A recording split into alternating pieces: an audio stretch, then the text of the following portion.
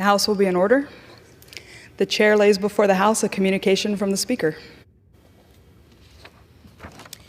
The Speaker's Rooms, Washington, D.C., February 13th, 2024. I hereby appoint the Honorable Celeste Malloy to act as Speaker pro tempore on this day. Signed, Mike Johnson, Speaker of the House of Representatives. Pursuant to the order of the House of January 9th, 2024, the chair will now recognize members from lists submitted by the majority and minority leaders for morning hour debate. The chair will alternate recognition between the parties with time equally allocated between the parties and each member other than the majority and minority leaders and the minority whip limited to 5 minutes, but in no event shall the debate continue beyond 1:50 p.m. The chair recognizes the gentleman from Pennsylvania, Mr. Joyce, for 5 minutes.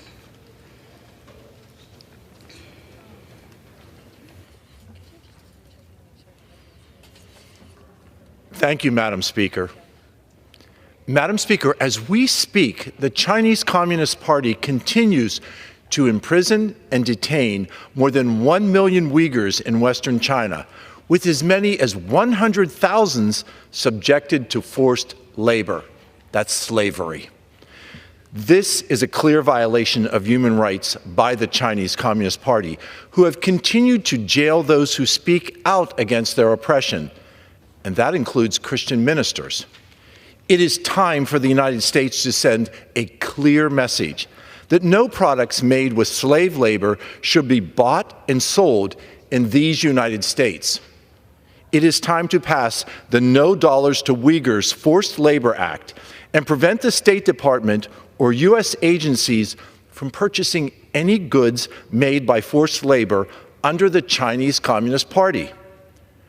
We cannot stand by as clothes, as sneakers, as batteries, and solar panels are manufactured under these conditions.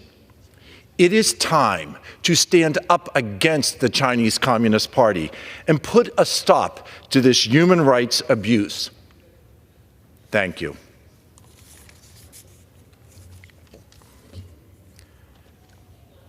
Madam Speaker, last week, a report from the Congressional Budget Office delivered the news that President Biden's so-called Inflation Reduction Act would ultimately cost an additional $428 billion over the next 10 years. This runaway spending from Biden is yet another example of putting liberal spending priorities ahead of fiscal responsibility. Instead of using natural gas, coal, Marcellus shale that is underneath the feet of my constituents in Pennsylvania, the Biden administration is using taxpayer dollars to incentivize Americans to buy electric vehicles that rely on batteries and parts manufactured under the Chinese Communist Party. Let's be clear, a car made with a battery from China is a Chinese car. It's time to put a stop to failed EV subsidies that continue to push our nation deeper into debt. As I travel throughout central and southwestern Pennsylvania, I hear from constituents about electric vehicles that are ineffective during our harsh winters. And I hear from car dealers who tell me that these overpriced vehicles sit on their lots unable to be sold. President Biden shouldn't be telling Americans what type of vehicles they can drive and what type of vehicles they cannot drive. It is time to unleash American energy dominance right here at home and put an end to the Green New Deal initiatives, the initiatives that are causing spending out of control. Thank you, Madam Speaker, and I yield. The chair recognizes the gentleman from Illinois, Mr. Krishnamurthy, for 5 minutes.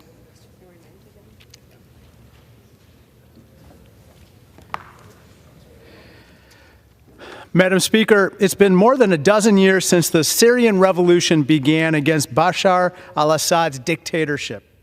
In that time, America and our allies have stood together in opposition to Assad's barbaric regime. Some in the region may be ready to look past the atrocities committed by Assad's forces. Some countries are even willing to recognize the Assad regime. America must not, and we must go further. We must use our diplomatic strength to counter these misguided steps.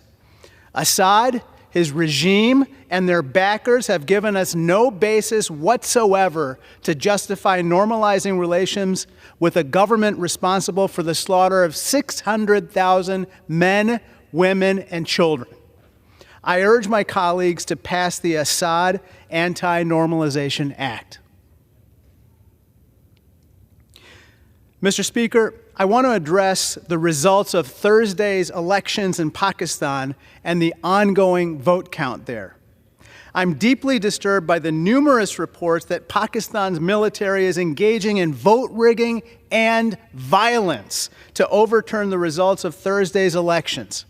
These latest actions follow months of targeted suppression, politically motivated arrests, and brutal intimidation tactics. The results of Pakistan's elections must reflect the will of its people, not its military. It is imperative that every effort is made to ensure that every vote is counted fairly and accurately, and that violence is prevented at all costs. As we continue to monitor the results out of Pakistan, I urge the State Department to delay recognizing a winner until these allegations are fully reviewed. I yield back. Thank you. The chair recognizes the gentlewoman from Georgia, Ms. Green, for 5 minutes. Thank you, Madam Speaker. I'd like to urge the House and the Senate together to consider what terrible days we're in for the American taxpayer. America has been enslaved in $34 trillion in debt. And yet over the weekend, the Senate went into overtime throughout the Super Bowl and beyond into the early morning hours to pass a $95 billion package to fund foreign wars. $95 billion. And not a penny of that goes to anything for any American. Our border is completely being invaded every single day by millions and millions of people from all over the world, over 160 countries. Over 2 million gotaways are in America today. A gotaway is a person from a country we do not know where they're from. We do not know where they are inside our country, what state they are in, what city they are in. We do not know what they're going to do here on our homeland. But we've lost them. Over 10 million people have crossed the border during the Biden administration. Yet the Senate works overtime to fund foreign wars. $95 billion and $60 billion of that is to go to Ukraine. America has already sent $113 billion to the failing war in Ukraine. It's a complete buzzsaw for an entire generation of Ukrainian men. This is a land where there should be peace talks continuously ending this war, not a place where we continue to write blank checks and say, keep the money laundering going, keep the corruption going, keep selling our weapons to lands and countries and governments we do not know. There's so many stories of corruption coming from Ukraine, but they claim that we have to fight for the democracy of Ukraine. That is a lie. Ukraine, they suspended their elections. If we're fighting for democracy, why do we fight for a country that suspends their elections, locks up American journalists, and destroys free speech? This is nothing but a money laundering scheme, all on the backs of the American taxpayer, while the American taxpayer is punched in the gut every single day as our border is kept wide open. The American people do not support continuing this war. The American people work hard for every single penny they earn, and it's time for the House and the Senate, Republicans and Democrats, to remember our oath of office, and it's time for us to serve the American people, the American interest, American causes, American businesses, and the American border. But yet this institution has lost its way. $34 trillion in debt. And the only thing that we're to talk about is to continue funding a war in Ukraine and to fund a war in Israel. That's a danger for Israel. If Israel takes America's money, they open themselves up to the Biden administration and the State Department, hooking their hook in their government and telling them what to do in their war. Israel doesn't need to be told what to do in their war. They need to be allowed to conduct their war as they see fit. They were attacked horrendously by Hamas, who are terrorists. Leave Israel alone and let them fight their war. But yet, no, every single time we come back into town, the main issues we talk about here is how to fund foreign countries, foreign wars, and foreign governments while the entire world invades our country. And the American taxpayers are forced to pay for it all. This is a complete failure for the American taxpayer. It is a betrayal of our citizens. And this institution, the House and the Senate, need to remember our one constitutional duty, and that is to create a budget that funds our government for our people, a budget that does not enslave our people into further debt. And yet we have failed to do that. We've only passed 7 of our 12 appropriation bills, and the Senate has not finished passing their appropriation bills either. I'm here to urge my colleagues in the House and the Senate that we must come together and remember our oath of office, remember the people that we serve, and do our jobs. We serve the American people, and we should be serving the United States of America. Madam Speaker, I yield back the remainder of my time. Thank you. The chair recognizes the gentleman from North Carolina, Mr. Nickel, for 5 minutes.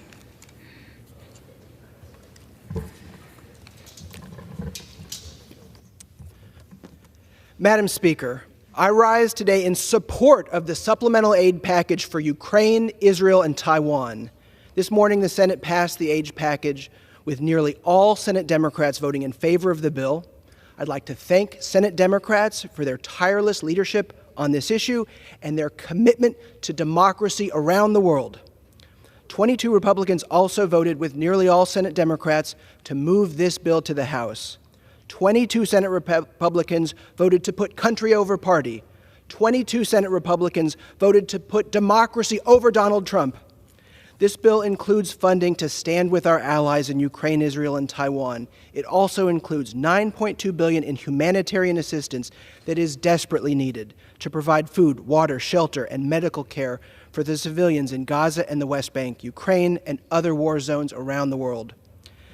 Now, Madam Speaker, the eyes of the world are watching the House of Representatives. Russia is watching, China is watching, Iran is watching, and North Korea is watching.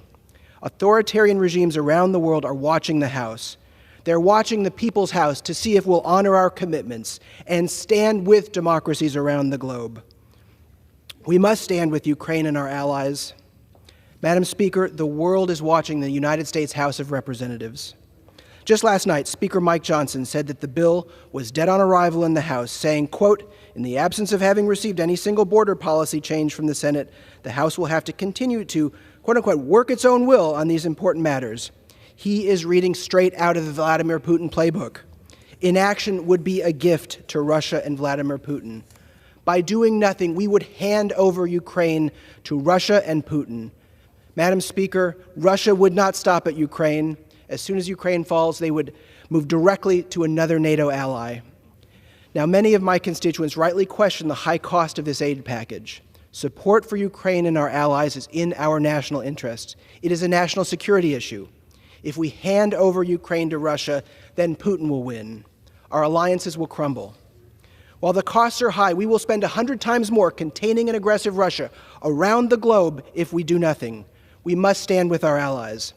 This will be a vote where members will be forced to choose between democracy and authoritarianism. That is the great challenge of our time, and we cannot fail. If Speaker Johnson fails to bring this bill to the floor, I believe the House will, quote unquote, work its own will on this issue. Now, our Speaker has made it clear that he is totally beholden to far-right MAGA extremists like we just heard from on the floor. It is the tail wagging the dog. However, I believe that a majority of the Republican conference would vote for the Senate aid package if they were allowed to work its own will on this bill and this issue. However, if Speaker Johnson brings the bill to the floor, I believe he will be sacked by MAGA extremists in the Republican conference. And let's be clear, it is the far right that's running the show in the House Republican conference today. And far too much attention has been given to far right extremists in this Congress. Much more attention should be given to the members of the Republican conference who are retiring. Now, Madam Speaker, any one member can come down to the floor to offer a motion to vacate the chair. Only 4 House Republicans are needed to elect a new Speaker. If Mike Johnson fails to act, I believe there are many Republicans in the House who agree with the 22 Republicans in the Senate on this issue. Now, I don't think we would have a Democratic Speaker. I believe, though, there is support for a temporary Speaker, a moderate, to move bills that can get 60 votes in the Senate and move those through the House. Maybe a temporary Speaker for 2 or 3 weeks. That's what the nation wants. Members of Congress willing to work together to get things done and to solve our nation's toughest problems. We've just seen 22 Republicans in the Senate willing to vote country over party on this issue, and I believe there are Republicans in the House willing to do the same. That's the way we get bipartisan immigration reform and border security. It's the way we pass this supplemental appropriations bill to stand with our allies in Ukraine, Israel, and Taiwan. House Republicans have a choice, Madam Speaker. Are they pro-democracy or are they pro-Putin? House Republicans can choose country over party or Russia over the United States. House Republicans can stand with our allies or they can stand with Donald Trump. Will House Republicans stand with democratic nations like Ukraine, Israel, and Taiwan, or will they stand with authoritarian regimes like Russia, China, Iran, and North Korea? I have hope for the retiring members of the Republican Conference, and I believe there are members willing to stand with democracy over Donald Trump. Now, Madam Speaker, you have heard House Democrats come to the floor and talk about voting to put people over politics. This is an issue that is people over politics, and we must not fail. I yield back the balance of my time. Thank you. The chair recognizes the gentleman from Tennessee, Mr. Rose, for 5 minutes.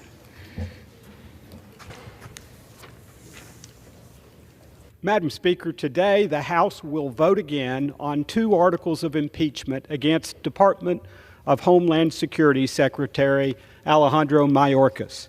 A lot of attention has been paid to the fact that the impeachment vote failed to pass the House last week due to a Republican being absent for health reasons.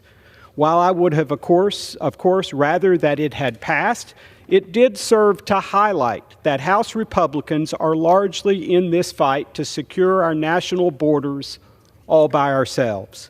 House Democrats know that Secretary Mayorkas has intentionally failed to secure our borders, but most agree with President Biden's open border policy. So not one single House Democrat joined with us to impeach Secretary Mayorkas.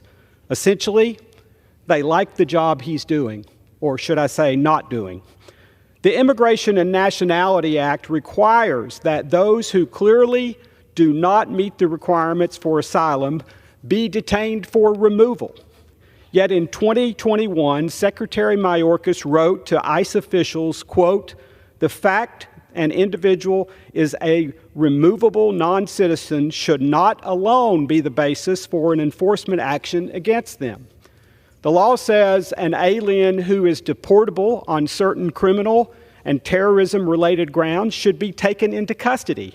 Again, Secretary Mayorkas wrote, quote, "Personnel should not rely on the fact of conviction alone," close quote. Our laws say parole can only be granted on a case-by-case basis for urgent humanitarian reasons or significant public benefit. That is far from what's happening. Secretary Mayorkas has sat at the helm of an historic, unconstitutional catch-and-release scheme that's resulted in tens of thousands of illegal immigrants being released into the United States with no way of tracking them. The Fifth Circuit Court of Appeals concluded in Texas v. Biden that Mayorkas's DHS was ignoring the limits Congress placed on their parole authority. Let me say that again. The court found that DHS was ignoring the limits placed on their parole authority. There have been more than 8.3 million illegal immigrant encounters under Secretary Mayorkas's watch, more than 1.7 million known gotaways, and more than 360 attempted crossings by immigrants on the terrorist watch list. Yet, unfortunately, we'll likely see another party line vote later today. A Harvard Caps Harris poll last month found that 35% of registered voters approve of the president's handling of immigration. 68% of registered voters say they believe the administration should make it tougher to to enter the United States illegally. Half of those voters identified as Democrats. This shouldn't be a party line vote, Madam Speaker. Contrary to what we hear coming from many in the mainstream media, last week's vote was not so much a defeat for House Republicans as it was a defeat for our national security and the rule of law. When the executive branch goes rogue, the Constitution doesn't request, it requires that the legislative branch holds it to account. We're already getting a look at what this fiscal year will bring. Numbers show we've already reached more than 1 million encounters since October 1st. In that time, Customs and Border Protection officials have encountered 50 more people whose names are on the terrorist watch list. This further underscores the dereliction of duty taking place at the Department of Homeland Security. Last week, Democratic Senator Chris Murphy referred to illegal immigrants as undocumented Americans and called them, quote, the people we care about most. That refers to what the Democratic Party cares about most. I could not disagree with that statement more. I care most about the hardworking Tennesseans I represent, those who play by the rules and embrace legal immigration. It is with them in mind that I will proudly vote again to impeach Secretary Mayorkas. With that, I yield back. The chair recognizes the gentleman from California, Mr. Correa, for 5 minutes.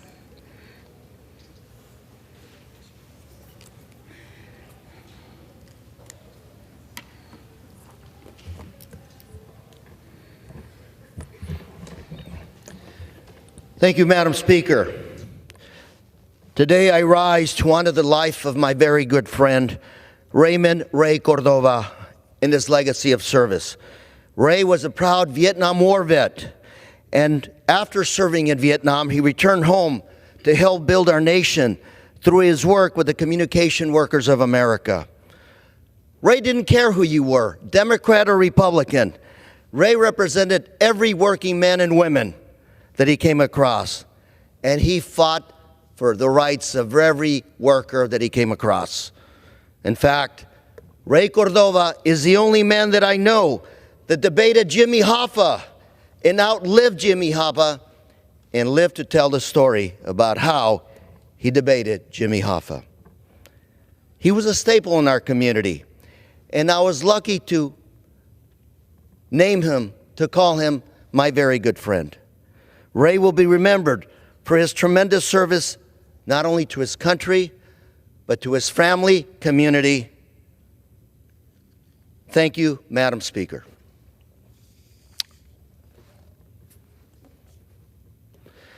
Madam Speaker, I rise today to congratulate my very good friend, Dr. Rafael Luevano, for his appointment as a Grisette Chair in Bible and Christian Traditions at Chapman University.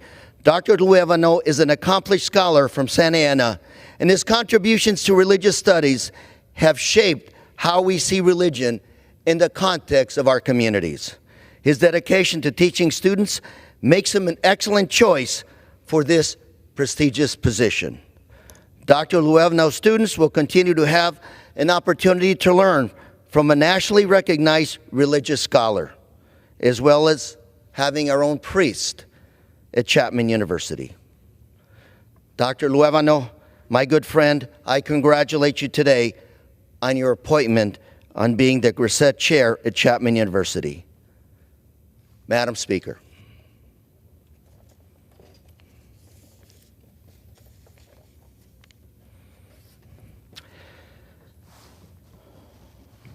Madam Speaker, today I rise to honor the life and legacy of my very good friend, Dr. Bill Cott, and to celebrate the dedication and naming of the Anaheim Post Office after Dr. Bill Cott.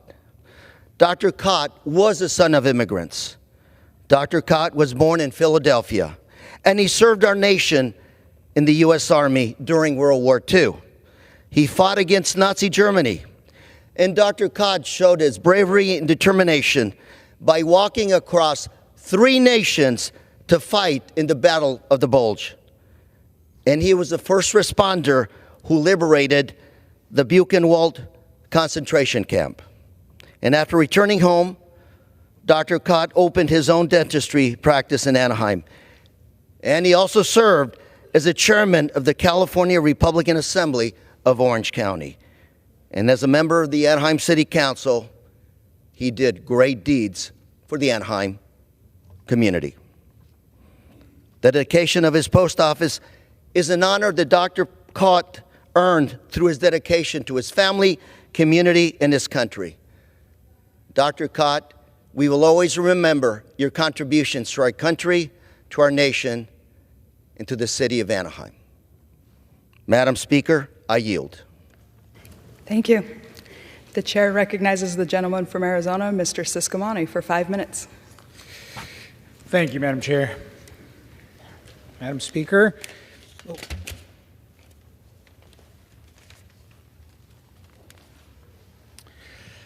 Thank you, Madam Speaker. I rise today to recognize someone who made a resounding impact on both me personally and also the Tucson community.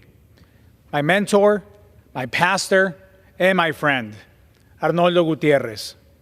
Throughout his life, Pastor Gutierrez played many roles, from Air Force veteran to pastor and loving father and grandfather. Having served his nation during the Vietnam War, he taught me how to live my faith, how to live a life of public service, and how to live a life with a strong sense of true patriotism. While he and his generation fought a thankless war in Vietnam, Arnoldo Gutierrez remained an unwavering patriot and was a perfect example of the American dream. He immigrated to the United States when he was 3 years old. He was a standout high school athlete, enlisted in the United States Air Force on his senior year of high school, and met the love of his life while he was serving in Spain, Belén. He retired after 21 years of service, founded a church in South Tucson, and continued his service to his community that way. Today, I extend my deepest appreciation to Arnoldo Gutierrez and all those who served our nation. He passed away on Thanksgiving weekend of 2017. Not a day goes by where I don't remember him and the lessons he taught me. Today, he lays to rest in Tucson, Arizona, but I know his legacy will live on forever in our community and in all those whose lives he touched. In honoring Arnoldo Gutierrez, we not only recognize his contributions, but also recognize the sacrifice and bravery of all our veterans. May he rest in peace.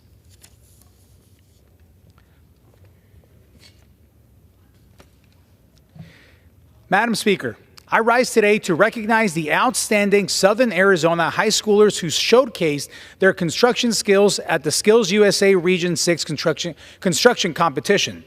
Hosted at Catalina High School, this event welcomed 120 high school students eager to put their skills to the test. These students worked over the weekend in 7 distinct construction-related categories, from plumbing to cabinet making. Skills USA, a national organization dedicated to promoting career and technical education, hosted competitions annually at local, state, and national levels. The competition wasn't limited to construction alone. Other Skills USA events spanned various categories, from robotics to media arts, and took place throughout the entire weekend in Tucson. Participating high schools came from all across Southern Arizona, including Benson Unified School District, Bisbee Unified School District, Douglas Unified School District, Duncan Unified School District, Sierra Vista Unified School District, Pima County JTED, and Pima Unified School District, and many more. It's inspiring to see the dedication and talent of these hard-working students, and I look forward to seeing what the future holds for them.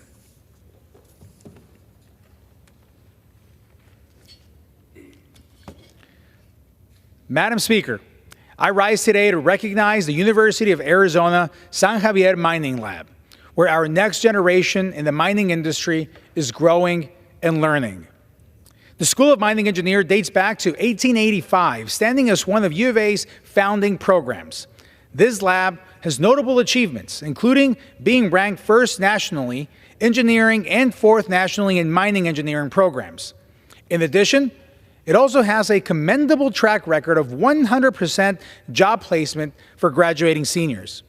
Recently, I led a group of my Western Caucasus colleagues to a trip to the San Javier Mission mining site, where they were able to meet students and see firsthand the innovation happening there. This program is leading the country in developing our future leaders in mining. They have set the standard for mining engineering programs as an incredible point of pride for our community. And so I want to recognize the students, professors, and stakeholders who work tirelessly as a part of this program. And of course, bear down. With that, I yield. Thank you. The chair recognizes the gentleman from Connecticut, Mr. Courtney, for 5 minutes. Thank you, Madam Speaker. Madam Speaker, I rise before the House today as the member from Eastern Connecticut, have the honor to represent the 2nd Congressional District to report on some encouraging news on probably one of the most gut-wrenching, disheartening problems that our nation faces, which is the epidemic of opioid overdoses. In the state of Connecticut, like other parts of the country, the rise of opioid deaths from 2012 up until 2021, 2022 has been 300%. People are more likely to die from opioid overdoses than they are from motor vehicle accidents, and Eastern Connecticut was no exception. Again, in 2021, the number of opioid deaths in New London County, which takes up the largest portion of Eastern Connecticut by population, peaked at 134 deaths. Starting at that point, people decided it was time to get serious about trying to come up with ways to create more prevention and also remediation and recovery for people, again, suffering from addiction. In 2022, that number dropped from 134 to 125, and a couple days ago, the 2023 numbers were reported, and it dropped to 71 deaths. Again, this did not happen by itself. It was collaboration in the community in New London. The New London Opioid Action Team, which was led by Margaret Lancaster from the Ledgelight Public Health District, created a collaboration with the New London Police, the New London EMS, the social service agencies to, again, get more Narcan kits out into the community, to educate people in terms of what to do in these situations, these crisis situations. And again, it's showing real results. In Norwich, which is also one of the larger communities that was hard hit, the Norwich Opioid Task Force was created, led by Kate Milday, who was the director of Norwich Social Services. Again, a collaboration with the Norwich Police Department, EMS, and youth prevention teams, and the Recovery Coach program, which is led by Michael Doyle from Reliance Healthcare. The Reliance Coach program is a model with trained, street-smart staff that are out in the community, street by street, again, tracking where overdoses have occurred, distributing Narcan kits, 500 in 2023, and the number of deaths dropped from 34 to 17 in that community. And again, I just want to salute Michael and his team, who are amazing people doing hard work, saving lives, and again, getting this country better positioned to deal with this crisis. Again, I said it was encouraging news. We cannot end our efforts. We cannot stop there. We have more work to do in terms of making sure through budgets in Washington and in state governments that these incredible individuals are able to continue to do their work. Again, in collaboration with law enforcement, in collaboration with hospitals and EMT professionals to make sure that we save lives, get people into recovery, change lives, and get them up on their feet and back contributing to our community. Again, I want to just end by saluting their great work and encouraging them to continue on. We are watching you and we are cheering you on. I yield back the balance of my time. Thank you. The chair recognizes the gentleman from Wisconsin, Mr. Van Orden, for 5 minutes. Madam Speaker, I rise today to honor a great leader, innovator, industrialist, and philanthropist from my district on the occasion of his induction into the Wisconsin Manufacturing Hall of Fame. Ron Wanek founded Arcadia Furniture in 1970 in the small western Wisconsin town of Arcadia. Back then, Mr. Wanek employed just 35 people. In 1982, Arcadia Furniture and Ashley Furniture Corporation merged into Ashley Furniture Industries. And today, Ashley has grown to become the world's largest manufacturer of home furnishings with over 30 million square feet worldwide manufacturing and distribution capacity, and Ashley retail locations throughout the United States and 67 countries. Ashley employs 16,000 Americans, including 3,000 in my home state of Wisconsin. Mr. Wanek is the personification of the phrase, business is a force for good. Not only is Ashley Furniture Industries a massive economic driver in Wisconsin and beyond, but the Ronald and Joyce Wanek Foundation has contributed tens of millions of dollars in support of a multitude of important charities. Mr. Wanek is an unmatched supporter of the technical and STEM education at both the K-12 and post-secondary levels. Through its various programs and partnership, the Ronald and Joyce Wanek Foundation aims to inspire and empower students to pursue career STEM fields and improve the quality of life in our communities. In addition, Mr. Wanek is a passionate supporter of veterans. Just one example is his establishment of the Incredible Soldiers Walk in the Memorial Park in Arcadia, Wisconsin, which is a premier war memorial outside of Washington, D.C. that has 29 monuments honoring all who have served our nation. And finally, Mr. Wanek is not only the great embodiment of the American dream, but he actively promotes it through his unwavering and ardent support of the free enterprise system, which has made this nation the greatest country in the history of the world. Madam Speaker, I ask that Ron Wanek's contributions to my state and this nation be entered into the congressional record for posterity. Madam Speaker, I rise today to highlight the importance of career and technical education. Our education systems need to empower students to pursue the types of education that works best for them, be it an apprenticeship, a trade school, or a four-year college. That's why I joined the Bipartisan Congressional Career Technical Education Caucus, or CTE, which is committed to supporting and promoting CTE for all Americans. These programs prepare students for jobs in STEM disciplines such as healthcare, agriculture, information technology, manufacturing, the skilled trades, and many more. There are more than 9 million job openings in the United States, and many are within the industries which are noted by skilled labor shortages. 55% of the jobs in my home state of Wisconsin require CTE skills training but do not require a four-year degree. There are men and women working downstairs in this building and others, in the wood shop, in the upholstery shop. We've got pipe fitters, we've got steam fitters, we've got welders. And I encourage every one of my colleagues, if they have a chance, to go down and visit these men and women that keep this building running. These are fantastic jobs, and they do not require a four-year degree. And I will remind the American people that the lights in this hallowed chamber are not on because someone got a master's in French poetry. They're on because someone went to trade school and became a master electrician. With that, I yield back. Thank you. The chair recognizes the gentleman from Massachusetts, Mr. Lynch, for 5 minutes. Good morning, Madam Speaker. As a member of the House Subcommittee on National Security, I rise in strong support of emergency aid for our democratic ally and partner and for the people of Ukraine. Now entering the third year of their fight for freedom and democracy in the face of the brutal invasion launched by Russian President Vladimir Putin in 2022. This morning, the United States Senate passed a bipartisan foreign aid package that included vital Ukraine assistance by a wide vote of 70 to 29. In stark contrast to this bipartisan effort, the House Republican leadership continues to fall in line behind former President Trump, refusing to act swiftly on Ukraine funding on purely partisan political grounds. Regrettably, Speaker Johnson has already dismissed the Senate bill as a status quo measure. Madam Speaker, this is a missed opportunity. Members of this House should have the right to vote on a package of Ukraine funding, Israel funding, and greater security funding for our southern border. On the issue of Ukraine funding in particular, this political impasse comes at the great expense of U.S. national security, international peace, and the freedom of the Ukrainian people. It also follows repeated warnings from the Biden administration that the failure to enact additional aid will kneecap Ukraine on the battlefield. It'll allow Putin, an autocratic dictator, to prevail and simply pave the way for a Russian military victory. Even the Republican chairman of the House Intelligence Committee recently reported that with the Ukrainian armed forces now desperately rationing munitions, he quotes, We'll have to get this done. If we do not move, we will be abandoning Ukraine. The Ukrainian people deserve better.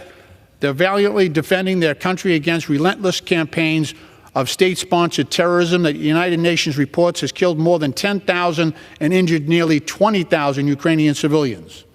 The war has also forcibly displaced an estimated 10 million people, including 6.3 million people, Ukrainian refugees who have fled to neighboring countries. With Putin vowing to continue this unlawful war until Russia achieves its nationalist, imperialist objectives, I strongly urge my Republican colleagues to abandon their misguided and dangerous deference to Donald Trump. At a campaign rally this past weekend, the current standard bearer of the Republican Party actually stated that if one of our third-party or 31 NATO allies did not meet their defense spending goals, he stated that he would not protect them as President of the United States in honoring our obligations to NATO. In fact, he said he would encourage Russia to do whatever the hell they want, end quote.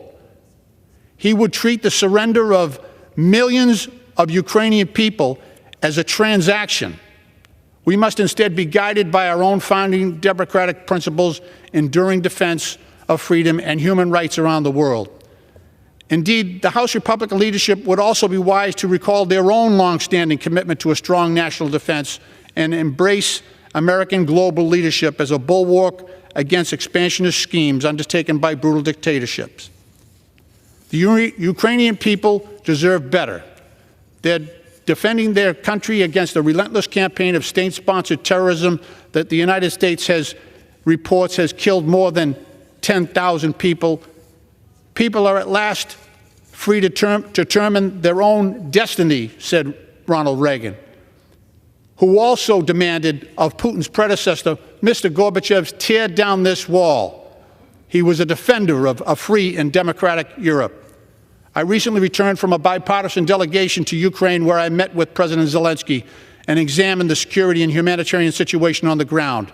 There is zero evidence that the government of Ukraine is directing resources anywhere but towards its singular goal of preserving Ukrainian sovereignty and independence. I urge my colleagues to support additional aid for Ukraine, and I yield back the balance of my time. Thank you, Madam Speaker. Thank you. Pursuant to Clause 12A of Rule 1, the Chair declares the House in recess until 2 p.m. today.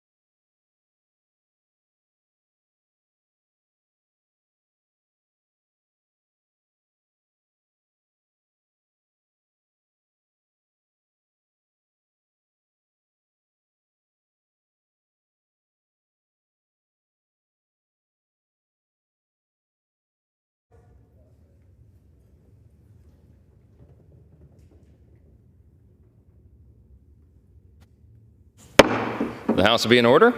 The chair will be offered by Chaplain Kibben. Would you pray with me? Send, O Lord, your Spirit to move among us in this place.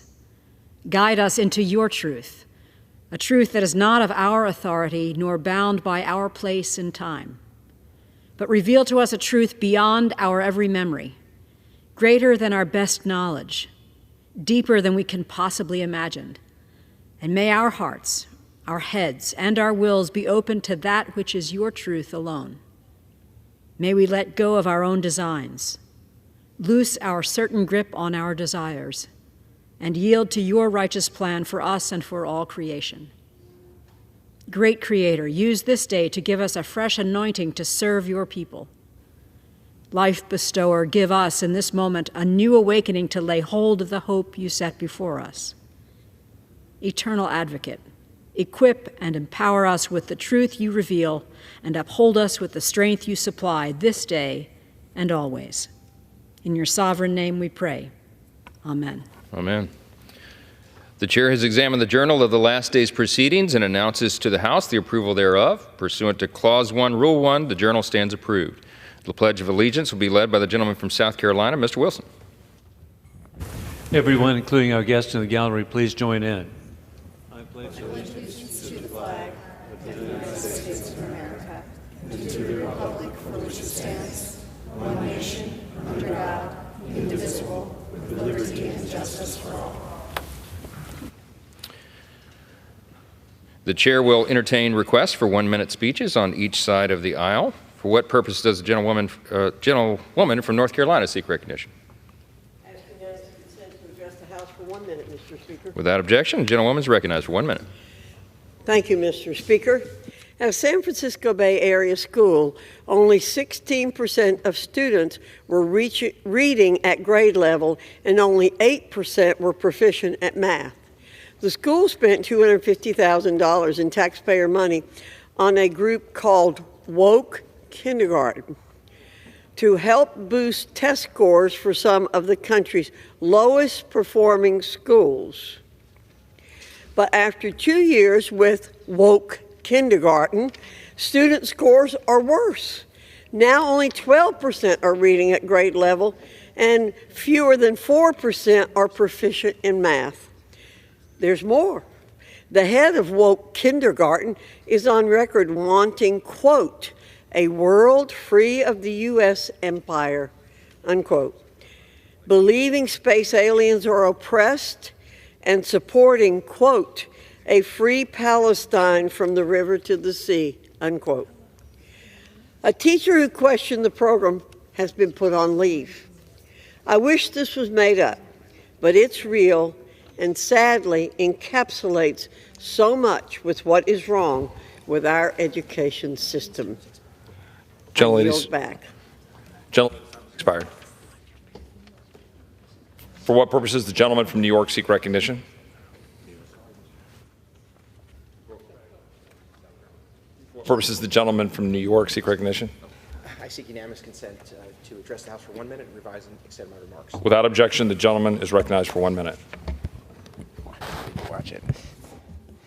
Thank you, Mr. Speaker. I rise today to share the story of Omer Nutra, a Binghamton University student. Omer is 22 years old. Omer's friends and family describe him as a true American kid whose fun-loving personality shines the brightest when he's cheering on his favorite team, the New York Knicks. On October 7th, Omer was one of more than 240 men, women, and children who were brutally kidnapped by Hamas terrorists. He and 133 hostages are still held captive today, enduring unthinkable torture and trauma. I join my colleagues in demanding that Hamas release Omer immediately, along with the remaining hostages. Those who have been released have shared horror stories of sexual abuse, children being forced to take drugs in inhumane and barbaric conditions. I continue to stand with Israel as it works to eradicate Hamas and free the innocent people wrongfully held by this terrorist group. It is time to bring Omer home. It is time to bring them all home. And with that, I yield back.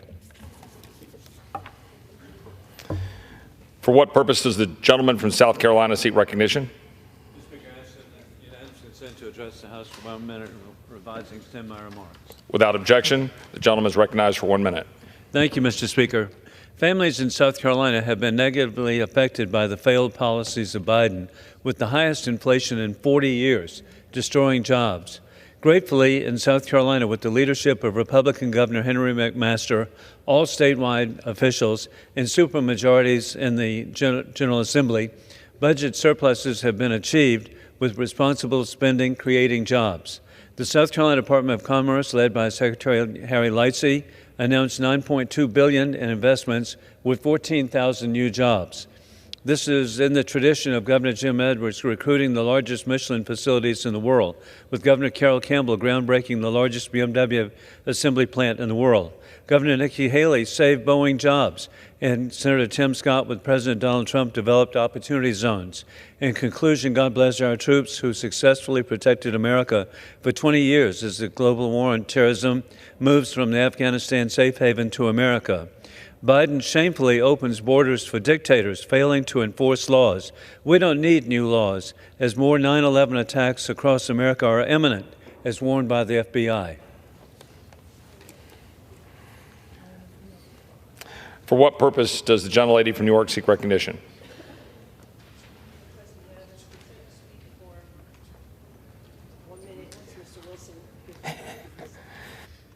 Without objection, the gentlelady is recognized for 1 minute. Thank you, Mr. Speaker. As we celebrate Black History Month, I rise today to recognize U.S. Coast Guard Captain Zita Merchant, commander of the Port of New York, based in my district on Staten Island. With the announcement that she will be promoted to Rear Admiral in the Coast Guard, Captain Merchant is making history by becoming the highest-ranking African-American woman in the U.S. Coast Guard's 233-year history. Throughout her nearly 27-year career, she's commanded maritime operations in Chicago, Texas, Miami, New Orleans, and New York, many times being either the first minority or the first woman to hold her position, but in many cases she was both. On top of her workplace accolades, she's also received more than a dozen academic, community service, and military honors.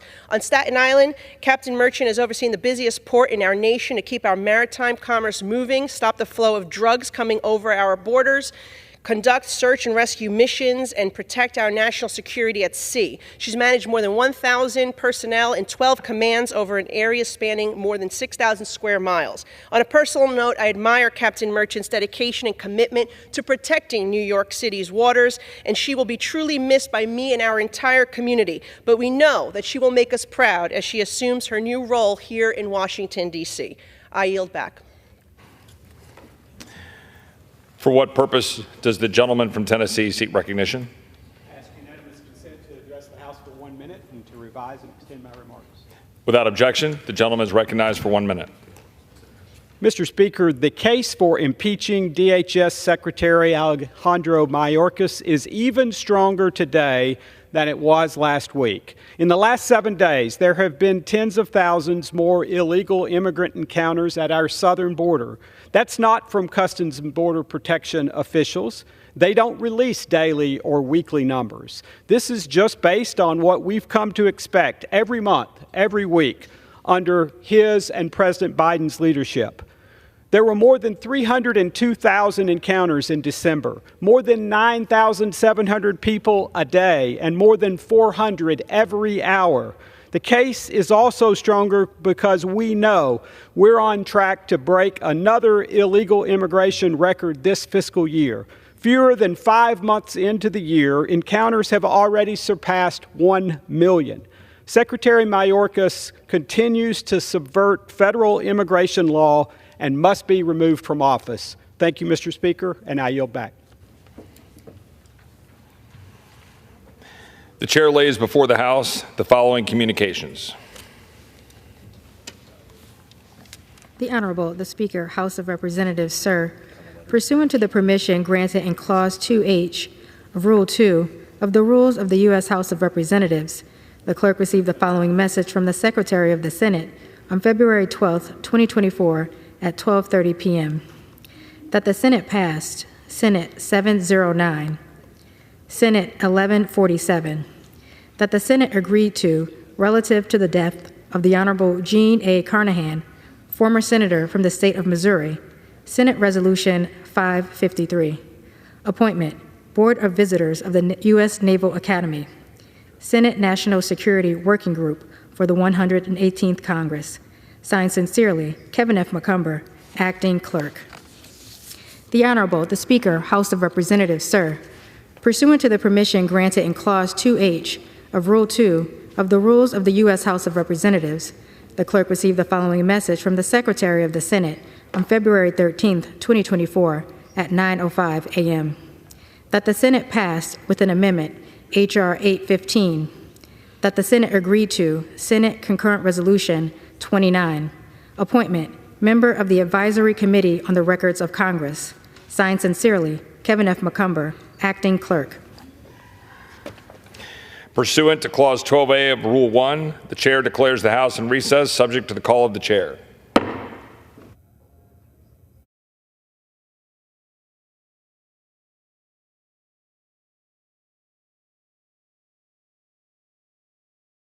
The House will be in order.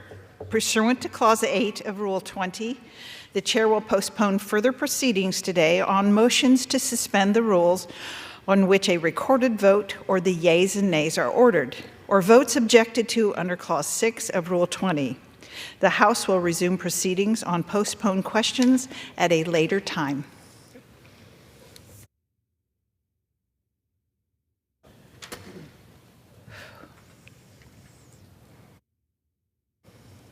For what purpose does the gentlewoman from California seek recognition? Madam Speaker, I move that the House suspend the rules and pass H.R. 2766 as amended. The clerk will report the title of the bill. H.R. 2766, a bill to support the human rights of Uyghurs and members of other minority groups residing primarily in the Xinjiang Uyghur Autonomous Region and safeguard their distinct identity and for other purposes. Pursuant to the rule, the gentlewoman from California, Ms. Kim, and the gentlewoman from North Carolina, Ms. Manning, each will control 20 minutes. The chair recognizes the gentlewoman from California. I ask unanimous consent that all members may have 5 legislative days to revise and extend their remarks and to include extraneous material on this measure. Without objection. Thank you, Madam Speaker. I yield myself such time as I may consume. The gentlewoman is recognized. Thank you, Madam Speaker. I rise in strong support of my legislation, H.R. 2766, the Uyghur Policy Act. The Uyghur Policy Act comes at a critical time. Chairman Xi is trying to rebrand Xinjiang as a business and tourist destination and seeks to erase Uyghurs from the international community's memory. The Chinese Communist Party continues to deny carrying out genocide against the Uyghurs and other ethnic minorities, and we have verified reports of forced sterilization, forced labor, brainwashing, and gang rape in the Xinjiang Uyghur Autonomous Region. Despite the CCC being exposed for these crimes, Chairman Xi is doubling down. In a visit to the region recently, he called for stricter regulations on the practice of religion and protection of hard-won stability. We're running out of time to act. The Uyghur Policy Act will help us lead from a position of strength and will address several shortcomings in our existing approach to responding to these human rights abuses. It authorizes the State Department to appoint a special coordinator for Uyghur issues, which will consolidate the State Department's diplomatic strategy to ensure that department-wide resources are better coordinated to respond to the Uyghur genocide. The United States must show through words and through actions that we will have Uyghurs' backs in their fight against the CCP's tyranny. H.R. 2766 mandates Uyghur language instruction at the Foreign Service Institute and required the State Department to station a Uyghur fluent officer at Mission China locations. The bill also authorizes support for Uyghur human rights activists and directs the U.S. Agency for Global Media to disseminate news and information regarding Uyghur genocide. We must now act to leverage the U.S. soft power, garner international support for Uyghurs and other ethnic minorities in Xinjiang, and equip the State Department with the tools it needs to better respond to Xi Jinping's genocidal campaign. I thank Indo-Pacific Subcommittee Ranking Member Ami Bera for leading this legislation with me and the 106 bipartisan co-sponsors who helped me get this legislation to the House floor. I urge my colleagues to support this legislation, and I reserve the balance of my time. The gentlewoman from California reserves. The gentlewoman from North Carolina is recognized. Madam Speaker, I rise in strong support of H.R. 2766, the Uyghur Policy Act of 2023, as amended, and I yield myself as much time as I may consume.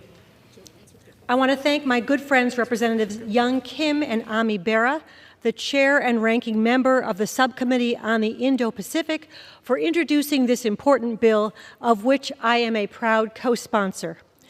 Over the last several years, we have heard horrific accounts of the genocide taking place in Xinjiang against Uyghurs and other ethnic minorities. Beijing has tried to hide its atrocities and prevent all of us from discovering what is really happening in Xinjiang. Despite Beijing's efforts, we cannot ignore what's happening in Xinjiang. A 2022 report by the UN Office of the High Commissioner for Human Rights concluded that the extent of arbitrary and discriminatory detention of members of the Uyghur and predominantly Muslim groups may constitute international crimes, in particular crimes against humanity, and that serious human rights violations have been committed in Xinjiang. Last Congress, the House Foreign Affairs Committee held a hearing to take heartbreaking testimony about the crimes being committed against the Uyghur people in Xinjiang. The committee passed a bipartisan resolution led by Chairman McCall and Ranking Member Meeks condemning the PRC's genocide in Xinjiang, as well as passed the Uyghur Forced Labor Prevention Act, which President Biden signed into law. However, as long as Beijing's genocide continues, Congress must continue to act. H.R. 2766 calls for the creation of a special coordinator for Uyghur issues to protect the distinct identities of Uyghurs and other minority groups in Xinjiang. It also provides the State Department and our diplomats with tools to enhance our diplomatic efforts and programs in support of those suffering under the PRC's repression. I encourage my colleagues to join us in supporting this measure, and I reserve the balance of my time. The gentlewoman from North Carolina reserves. The gentlewoman from California is recognized. I continue to reserve. The gentlewoman reserves.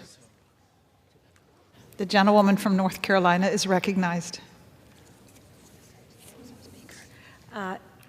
Madam Speaker, I have no further requests for time. I'm prepared to close if the other side has no speakers.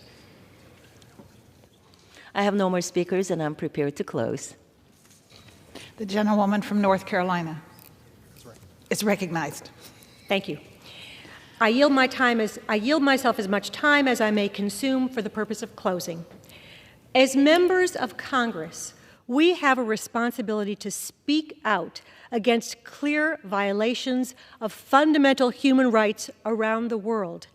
This measure is a clear statement that the United States Congress stands in support of Uyghurs and other religious and ethnic minority communities in Xinjiang that are suffering under Beijing's authoritarian and inhumane rule. H.R. 2766 will ensure that the United States plays a leadership role in holding the PRC accountable and in providing political and diplomatic support for Uyghurs around the world. I urge my colleagues to join me in supporting H.R. 2766. I yield back the balance of my time. The gentlewoman yields. The gentlewoman from California is recognized.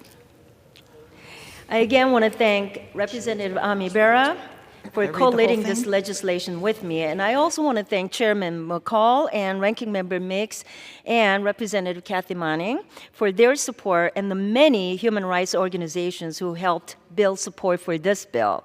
I urge its passage, and I yield back the balance of my time. The question is, will the House suspend the rules and pass the bill H.R. 2766 as amended? Those who in favor say aye. Those opposed say nay. In the opinion of the chair, 2/3 being in the affirmative, the rules are suspended. On that, I request the yeas and nays. The yeas and nays are requested. All those in favor of taking this vote by the yeas and nays will rise and remain standing until counted. A sufficient number Having risen, the yeas and nays are ordered. Pursuant to Clause 8 of Rule 20, further proceedings on this question will be postponed. Now what? With the fork. For what purpose does the gentlewoman from California seek recognition? Madam Speaker, I move that the House suspend the rules and pass H.R. 4039 as amended. The clerk will report the title of the bill. H.R. 4039, a bill to prohibit the use of funds supporting any activities within the Xinjiang Uyghur Autonomous Region for the People's Republic of China. Pursuant to the rule, the gentlewoman from California, Ms. Kim, and the gentlewoman from North Carolina, Ms. Manning, will each control 20 minutes. The chair recognizes the gentlewoman from California. Madam Speaker, I ask unanimous consent that all members may have 5 legislative days to revise and extend their remarks and to include extraneous material on this measure. Without objection. Thank you, Madam Speaker. I yield myself such time as I may consume. The gentlewoman is recognized. Madam Speaker, I rise in strong support for H.R. 4039, the No Dollars to Uyghur Forced Labor Act. The Chinese Communist Party is engaged in a terrible genocide against the Uyghur Muslims. Through their Belt and Road Initiative, the CCP fuels these atrocities by trapping nations in debt and by exploiting their weakness to finance the CCP's nefarious activities. We must not stoop to the level of the Chinese Communist Party. America and our values are better than that. The No Dollars to Uyghur Forced Labor Act ensures that no American taxpayer dollars may be used to give the CCP profit for goods or raw materials produced using forced labor in the Xinjiang region in China. Many basic goods, such as bricks, cotton, and hair products, are being produced in the Xinjiang region. These are all fundamental resources to commerce. However, the U.S. has strengthened our companies and global partners to build robust supply chains free of this forced labor that is being used to bankroll genocide. I want to thank my colleague from Texas, Mr. Moran, for introducing this bill, of which I am a proud co-sponsor. The bill received unanimous support from the Foreign Affairs Committee at our markup last year. I urge strong support and reserve the balance of my time. Reserves. The gentlewoman from North Carolina is recognized. Madam Speaker, I rise in strong support of H.R. 4039, No Dollars to Uyghur Forced Labor Act, as amended, and I yield myself as much time as I may consume. Both this Congress and the last Congress, in both this Congress and the last Congress, the House Foreign Affairs Committee has shed light on the People's Republic of China's grave human rights abuses, including holding a hearing on the ongoing genocide in Xinjiang and advanced efforts to hold the PRC accountable for its use of forced labor. In April 2021, the committee marked up the Uyghur Forced Labor Prevention Act, probably the most significant human rights legislation dealing with China in decades. The bill, which passed the committee and the House both as a standalone measure and as part of our China-focused competition legislation, was eventually signed into law by President Biden. That bill's purpose was to ensure that goods made with forced labor would not end up on American store shelves and, in turn, in American homes. Today, we want to make sure that the standards we use at home also apply to American activities abroad. That is why H.R. 4039 calls on the State Department and USAID to verify that they are not funding any programs or projects that unwittingly use goods or materials made using forced labor. I want to thank Representative Moran for introducing this bill, as well as Chairman McCall and Ranking Member Meeks for their leadership in passing it out of committee in a bipartisan manner. When it comes to genocide and forced labor, Congress must be clear. There is no place in this world for such brutality. I encourage my colleagues to join me in supporting this measure, and I reserve the balance of my time. A woman from North Carolina reserves. The gentlewoman from California is recognized. I yield 5 minutes to the gentleman from Texas, Mr. Moran. He's a member of the Foreign Affairs Committee and the author of this bill. The gentleman is recognized. Thank you, Madam Speaker, and thank you, Chairwoman Kim. I rise today in support of my bill, H.R. 4039, the No Dollars to Uyghur Forced Labor Act, and I urge my colleagues to vote in support of this important measure. Slavery in any form is repugnant and morally wrong. And America, the home of the brave and the land of the free, should not be complicit in the Chinese Communist Party's genocide, oppression, and enslavement of Uyghur Muslims. Right now, the Chinese Communist Party is using over 100,000 Uyghur Muslims as slave labor. The No Dollars to Uyghur Forced Labor Act will ensure that the U.S. plays no part in this atrocity. Specifically, H.R. 4039 prohibits the State Department and USAID from developing or designing international contracts with companies that import or source any raw materials or goods that were manufactured, produced, or mined from the Xinjiang region of China. My legislation would also require a report to Congress identifying all violations in the previous year with a plan to improve enforcement and compliance. Xinjiang is an important region to China's economy. It represents 1/6 of China's land mass and is home to most of their cotton, coal, and natural gas reserves. It is considered the core hub for China's Belt and Road Initiative, which is China's primary tool to exert economic influence across the globe. Many basic goods that we consider to be part of our everyday lives are being produced by forced labor in Xinjiang. Raw materials like yarn, bricks, nails, cotton, hair products, gloves, and polysilicon, which is commonly used for solar panel manufacturing, all essential resources for global commerce. But there is no excuse for the United States to continue in any partnership with companies that do business in Xinjiang and perpetuate these gross human rights abuses that the CCP has been committing against ethnic minorities for decades. In addition to those enslaved, between 1 and 2 million people have been detained arbitrarily by the CCP and placed in what they call re-education centers. This is where they have little to no freedom and undergo intense indoctrination at the hands of the Communist Chinese Party. Many who have endured these centers note that they were just paid 2 pennies or less to make a pair of gloves. Those who are enslaved are unable to leave, see their families, or communicate with loved ones.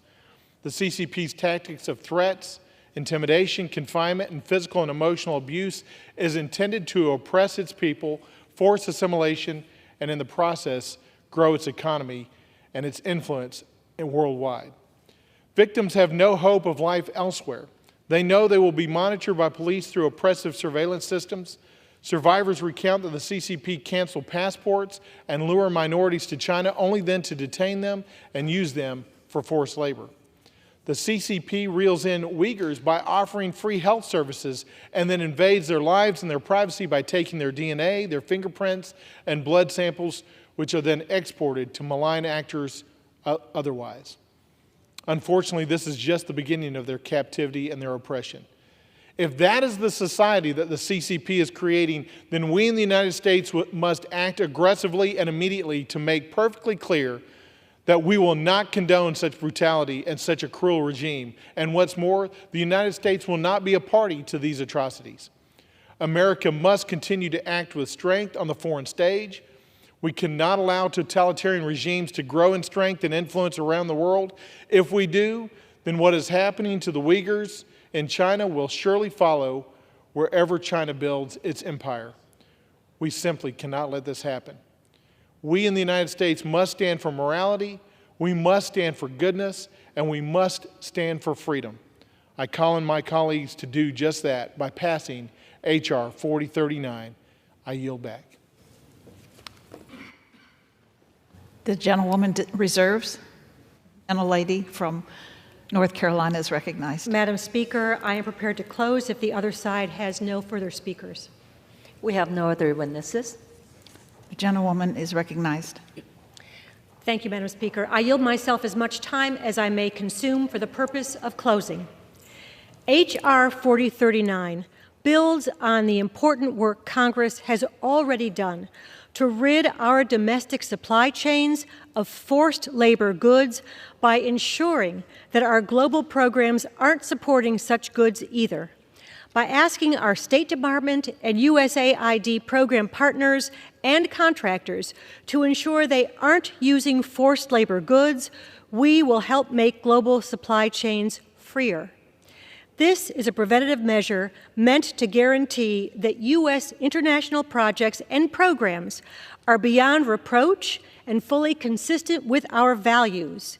In so doing, H.R. 4039 will ensure that we practice our principles when it comes to human rights. I yield back the balance of my time. The gentlewoman yields. The gentlewoman from California is recognized. Well, I again want to thank Mr. Moran for his leadership on this legislation, and I urge the passage of H.R. 4039 and yield back the balance of my time. The question is, will the House suspend the rules and pass the bill H.R. 4039 as amended? Those in favor say aye. Those opposed, no. It's the opinion of the chair, 2/3 being in the affirmative. The rules are suspended. The bill is passed. And without objection, the motion to reconsider is laid on the table.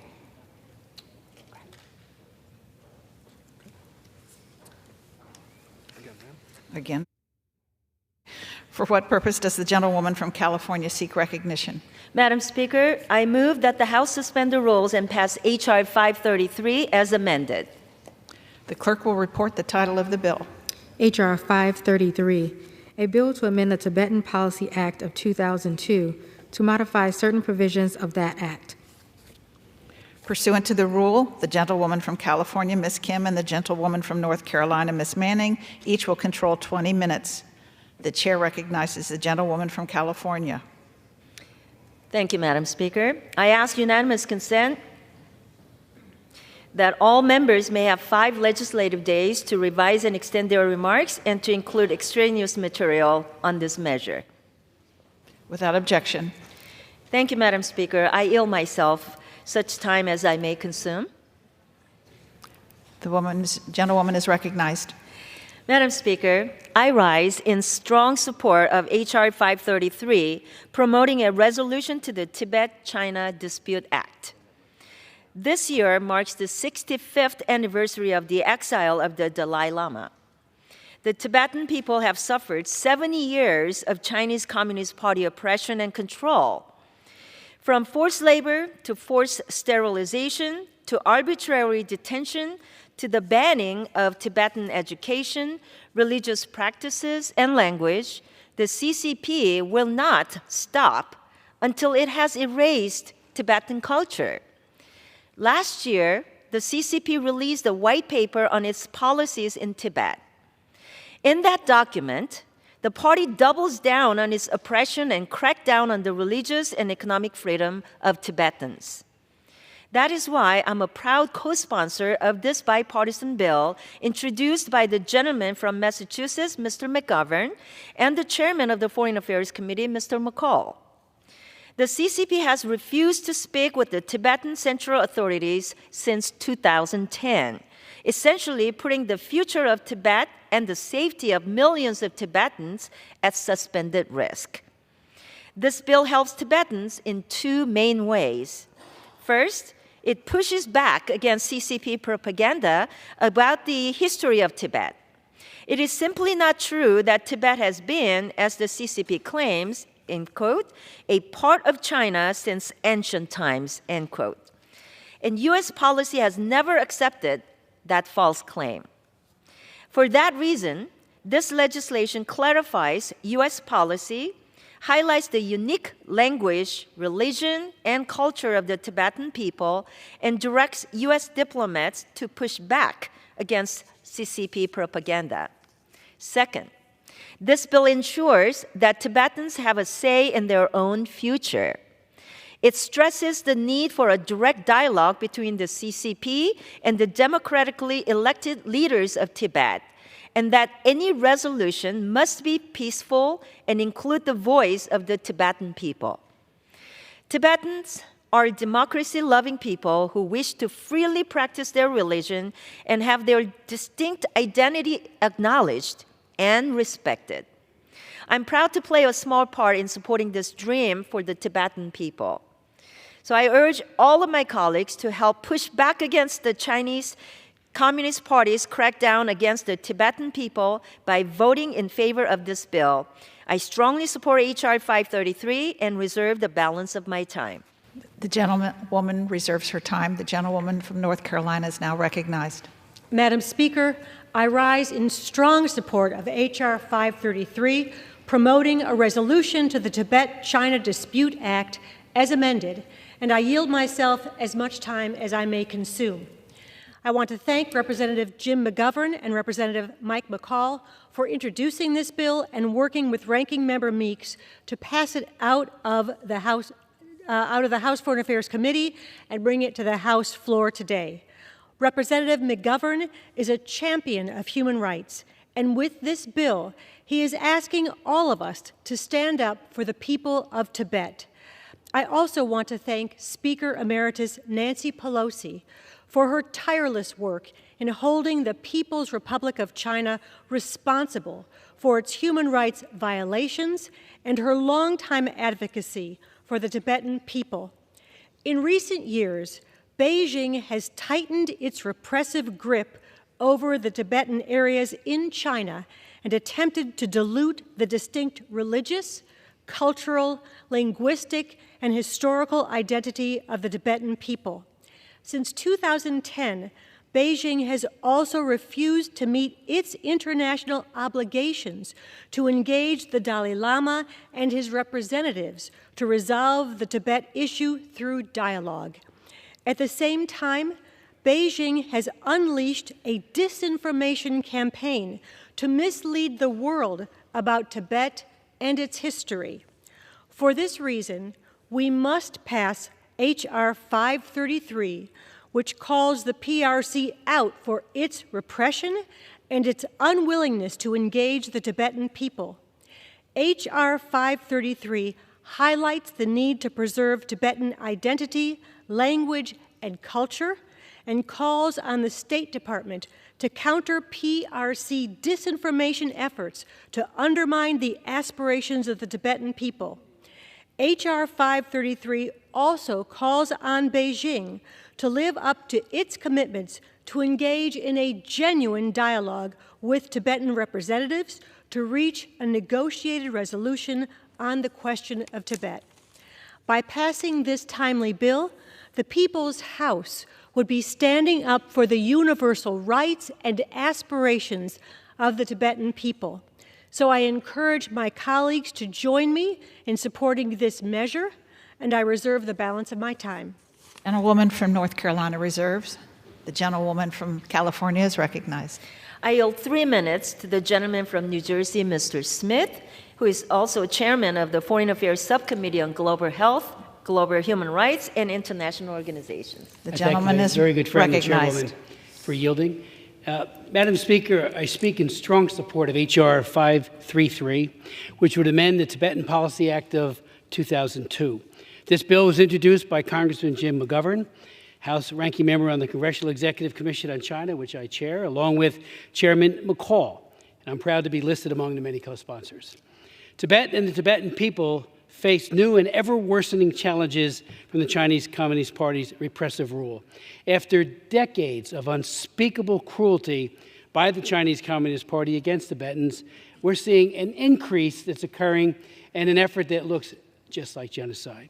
Threats to Tibetan linguistic, religious, and cultural heritage have expanded exponentially in recent years, and now an estimated 80% of all children in the Tibet Autonomous Region are separated from their families and educated in a massive system of colonial boarding schools, separating from parents and indoctrinating and brainwashing them each and every day. In recent years, Chinese police in Tibet have conducted mass DNA collection and iris scanning programs in wide swaths of Tibetan society, including in monasteries, and primary schools. A sinister endeavor to harvest biometric data, and one which implicated an American company, Thermo Fisher Scientific. While thanks to pressure from many, including our commission, Thermo Fisher has announced it will cease cooperation in this area, though they still do business in China, and that is problematic. We need to drive home the message to American businesses: stop cooperating with a brutal regime and stop subsidizing tyranny. Amid these threats to Tibetans in Tibet, the Chinese Communist Party also seeks to extend its repressive reach abroad, targeting for surveillance and harassment Tibetan diaspora communities in the United States, in India, and in Nepal. The Chinese Communist Party is long engaged in crimes against humanity in Tibet and against Tibetans, plain and simple. I have chaired multiple hearings with my good friend and colleague, Mr. McGovern, at the Lantos Commission and at the Congressional Executive Commission on China, including one last March of last year, where we called Preserving Tibet, Combating Cultural Erasure, Forced Assimilation, and Transnational Repression, which featured the Sikyong, the head of Tibetan's government in exile, as well as Richard Gere, who is a passionate and amazingly articulate advocate for Tibet. This bill authorizes the State Department to take actions to counter Chinese Communist propaganda directed against Tibet and its history and its institutions, and for that reason, it ought to be strongly supported. I yield back. The gentlewoman is recognized. I continue to reserve. I yield 4 minutes to my friend, the gentleman from the great Commonwealth of Massachusetts, Representative Jim McGovern. Thank you very much. I want Is to recognized.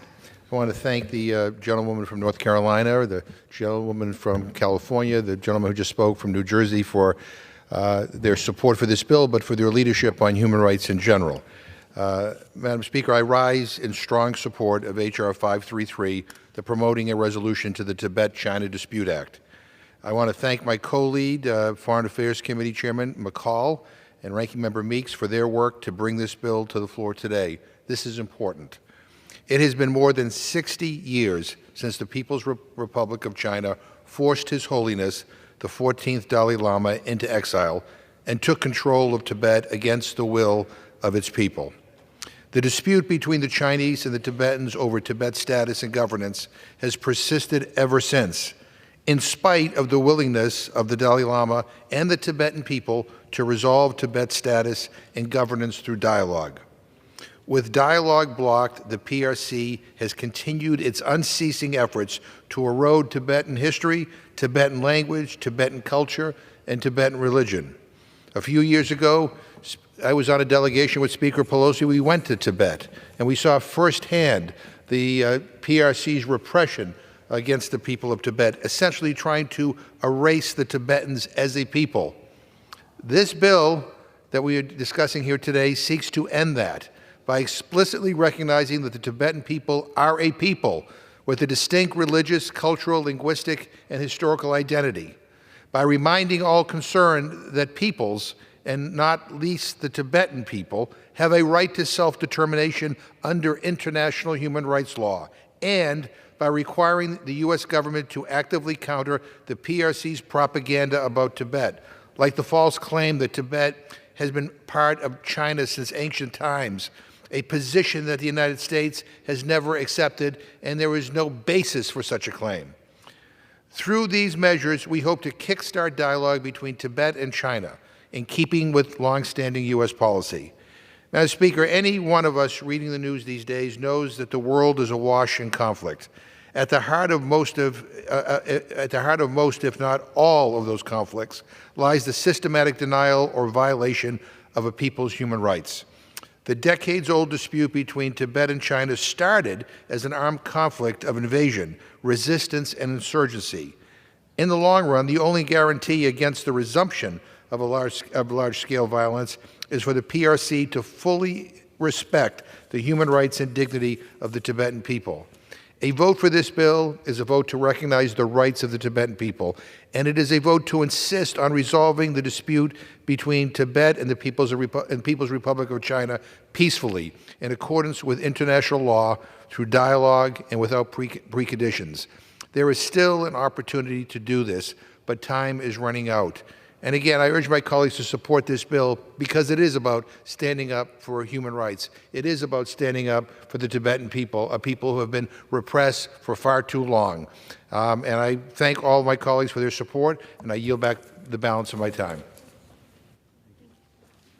The gentlewoman from North Carolina reserves. Yes. The lady I from. reserve the right to close. Okay. I have no further requests for time, and I'm prepared to close if the other side has no further speakers. The gentlewoman from North Carolina is recognized. I yield myself as much time as I may consume for the purpose of closing. The people of Tibet have persevered through decades of repression. The PRC subjugates the Tibetan people, even though all they are asking for is the opportunity to live freely and safely. They simply want to be given autonomy they have been promised. They want to teach their children their language, their customs, their traditions. They want to preserve their culture, their religious identity, and their dignity as a distinct people. I urge the House to pass H.R. 533 so that we may honor the Tibetan people and make clear that Beijing's repression and unwillingness to engage in dialogue cannot stand. I yield back the balance of my time. The gentlewoman yields. The gentlewoman from California is recognized. I again want to thank Mr. McGovern, Chairman McCall, and Ranking Member Mix for introducing this legislation. And I urge the passage of H.R. 533 and yield back the balance of my time. The question is, will the House suspend the rules and pass the bill H.R. 533 as amended? Those in favor say aye. Those opposed, no. In the opinion of the chair, 2/3 being in the affirmative, the rule. That, I request the yeas and nays. The yeas and nays are requested. All those in favor of taking this vote by the yeas and nays will rise and remain standing until counted. A sufficient number having risen, the yeas and nays are ordered. Pursuant to Clause 8 of Rule 20, further proceedings on this question will be postponed.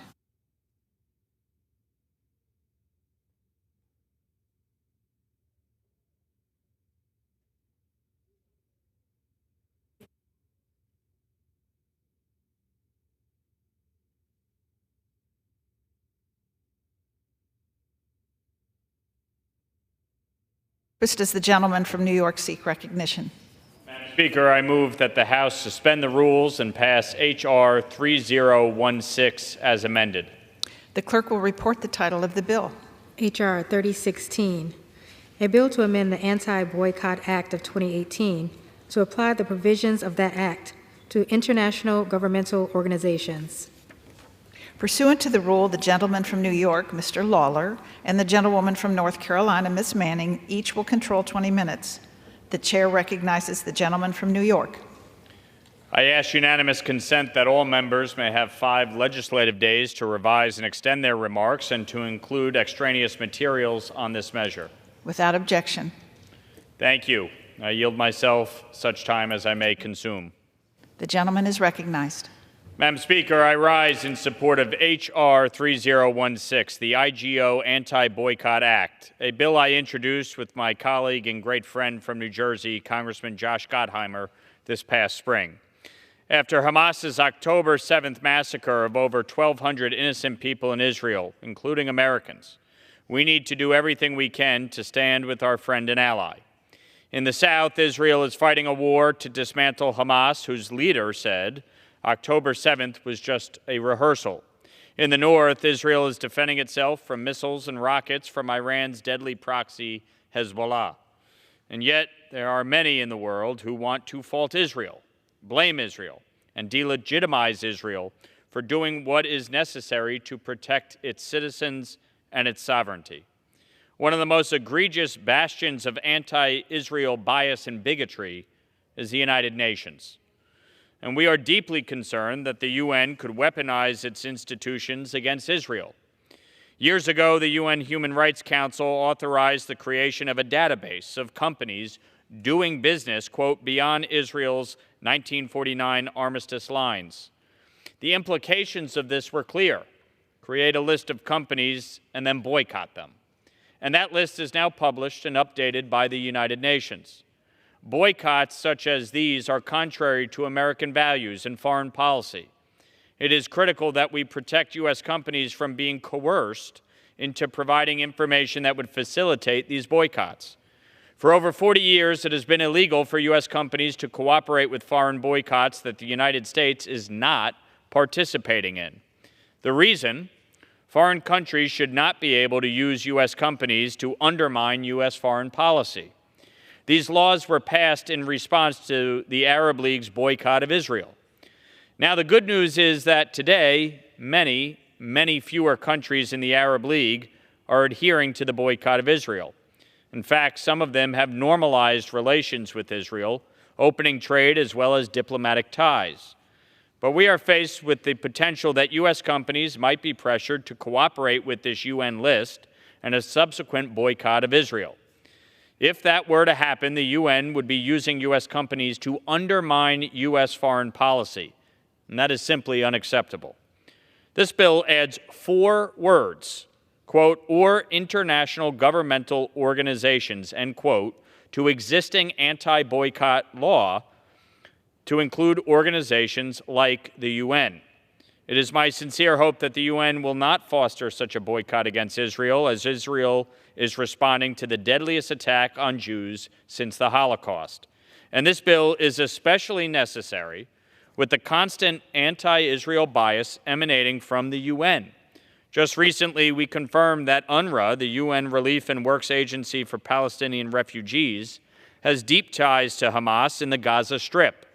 Israeli intelligence recently released reports that many UNRWA workers actually worked as Hamas operatives and assisted in the October 7th attacks. It is absolutely disgusting that UN employees of a UN agency had a role in this attack. We'll see now what the UN does in response to these allegations. We cannot stand idly by while our contributions to UNRWA potentially aid and abet terrorists. Our support must only go to organizations that uplift humanity, not those that undermine peace and security. And so I urge my colleagues to join me in voting for this bill today so that we can take a stand against the UN and other IGOs and the anti-Israel bias present at UNHRC and UNRWA. This bill is just a start. The American people stand with Israel. I reserve the balance of my time. The gentleman from New York reserves the balance of his time. The gentlewoman from North Carolina is recognized. Madam Speaker, I rise in strong support of H.R. 3016, the IGO Anti-Boycott Act, and I yield myself as much time as I may consume. I strongly support legislative efforts to combat international boycotts that target U.S. companies engaged in business activities in countries friendly to the United States, including Israel. That is why I support H.R. 3016, bipartisan legislation introduced by my friend Representative Mike Lawler, a member of the Foreign Affairs Committee, and by my great friend, Representative Josh Gottheimer of New Jersey. This legislation reinforces existing anti-boycott laws and U.S. policies to combat those international boycotts. I will continue to support ways to protect U.S. businesses from being pressured into complying with unsanctioned foreign boycotts against Israel. It is already U.S. policy, per the Anti-Boycott Act of 2018, which H.R. 3016 would amend, to oppose restrictive trade practices and boycotts imposed by any foreign countries or entities against Americans and countries friendly to the United States, and which discourages or prohibits U.S. companies from taking actions to support unsanctioned foreign boycotts. There are, of course, limitations to what we can do. The United States cannot unilaterally stop other countries from adopting policies that we do not agree with, nor could other countries prevent the United States from adopting policies they do not agree with. However, bodies like the UN, as a permanent member of the UN Security Council, the United States is able to use Through bodies like the UN, as a permanent member of the UN Security Council, the United States is able to use its voice and veto to combat policies including biased and harmful boycott, divestment, and sanctions, or BDS campaigns against our partner and allies like Israel. Furthermore, policies adopted by international bodies do not bind U.S. citizens. Americans are only bound by American law.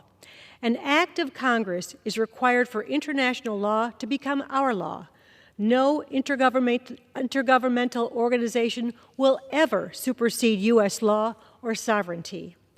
From the Arab League boycott to the global BDS campaign against Israel, Congress has repeatedly stood united in a bipartisan way against this hateful campaign to isolate, single out, and economically punish the State of Israel. No American citizen or company should be coerced into participating in an unsanctioned boycott against Israel or any other partner or ally of the United States. That is why I support this bill to update the 2018 Anti-Boycott Act. I encourage my colleagues to join me in supporting this measure, and I reserve the balance of my time. The gentlewoman from North Carolina reserves. The gentleman from New York is recognized. I reserve. The gentleman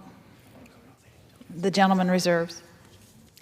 The gentlewoman from North Carolina. I yield 2 minutes to the gentleman from Texas, Representative Joaquin Castro. The gentleman is recognized.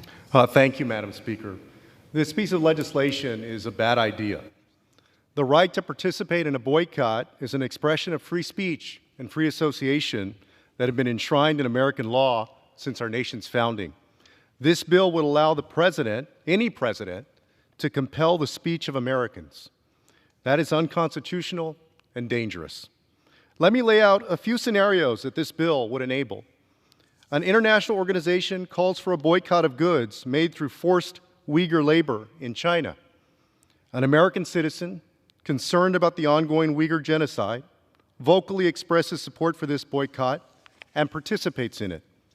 Under this bill, a president could decide that China is a, quote, friend to the United States and penalize one of our own fellow citizens with a $1 million fine and 20 years in prison.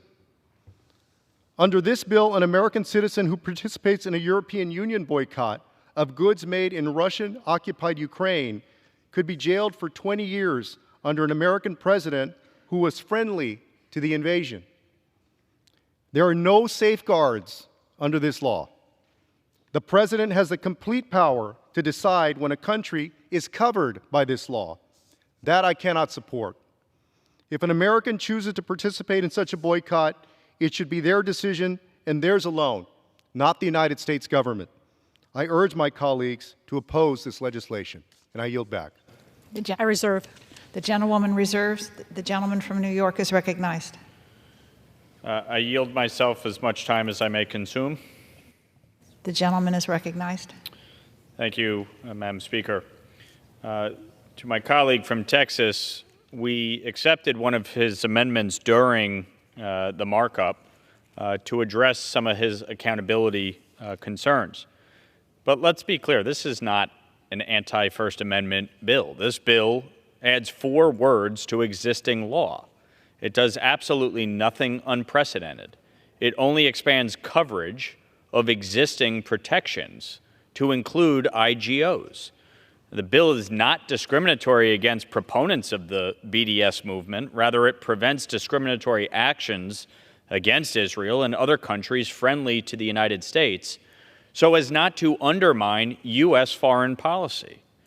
IGOs, like the United Nations, continue to impose one-sided and biased policies against the State of Israel. You can't wait until after the fact to protect Israel and the Jewish people, as we saw on October 7th. While the EU doesn't maintain a similar blacklist, there have been EU-based efforts to create one and further other BDS initiatives at the EU. For example, just last year, in February of 22, pro-BDS activists launched a campaign to call on the EU Commission to propose a new law to stop trade with settlements. Luckily, the campaign didn't reach the amount of signatures it needed to be brought before the EU Commission. Let's be clear, the BDS movement is anti-Semitic. BDS is one tactic in a long history of campaigns and efforts to delegitimize and isolate the state of Israel. It also applies a double standard to Israel. The BDS campaign does not support constructive measures to build Israeli-Palestinian engagement, nor does it promote peace negotiations or a mutually negotiated two-state solution to the conflict. Rather, BDS presents a biased and simplistic approach to the complex Israeli-Palestinian conflict, positioning this dispute over territorial and nationalist claims as the fault of only one party, the State of Israel, while ignoring other actors and dynamics, such as Palestinian shared responsibility for the continuation of the conflict. BDS advocates for self-determination for Palestinians while denying to Jews that same right. So many of our colleagues who have, for instance, called for ceasefires say nothing about Hamas's barbaric and horrific and brutal attacks on October 7th. The duplicity, when I hear some of my colleagues talk about this issue, is pathetic. The BDS movement uses divisive and inaccurate terms like apartheid, genocide, settler colonialists, and supremacists to refer to aspects of Israeli action or policy they criticize, language which serves to demonize the Jewish state and those who support its very existence.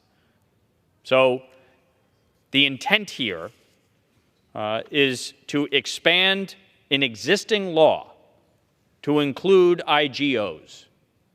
4 words are added to the existing law. That's all this bill does. I reserve the balance of my time. The gentleman reserves the balance of his time. The gentlelady from North Carolina is recognized. I yield 2 minutes to the co-chair of the Bipartisan Problem Solvers Caucus and a member of the House Intelligence Committee, my friend Representative Josh Gottheimer of New Jersey. The gentleman is recognized. Thank you, Madam Speaker, and thank you, Representative Manning, for your leadership on this and so many important issues for our country. Thank you. I rise today to urge my colleagues on both sides of the aisle to join me in passing the IGO Anti-Boycott Act. I'm particularly honored to have helped introduce this bipartisan legislation with my very good friend and fellow Problem Solver Caucus member, Mike Lawler from New York. I'm grateful for his leadership as well and the words he has just spoken. On October 7th, the world watched Hamas terrorists invade Israel and brutally kidnap, torture, rape, burn alive, and murder innocent babies, children, women, men, and the elderly, including dozens of Americans. Americans remain hostage to this day. This unprovoked war has underscored why I'll always stand with Israel and support our key democratic allies' right to defend herself from those who seek her destruction. This bipartisan legislation is a key step to counter anti-Israel bias and anti-Semitic BDS movements strung along by enemies of our nation. And as my colleagues said, the BDS movement is anti-Semitic. We must move quickly to stop international governmental organizations from unfairly and unjustly alienating Israel. It's unacceptable. And speaking as my colleague did about the United Nations and UNRWA in particular, and what's come out even in the last days about UNRWA, which is, again, part of the United Nations, playing host to a Hamas data center. We know that a significant number of Hamas fighters are employees at UNRWA.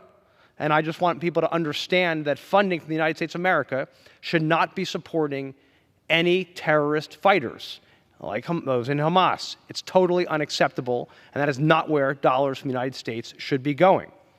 Right now, anti-Semitic and anti-Israel rhetoric has spread across the country and the world.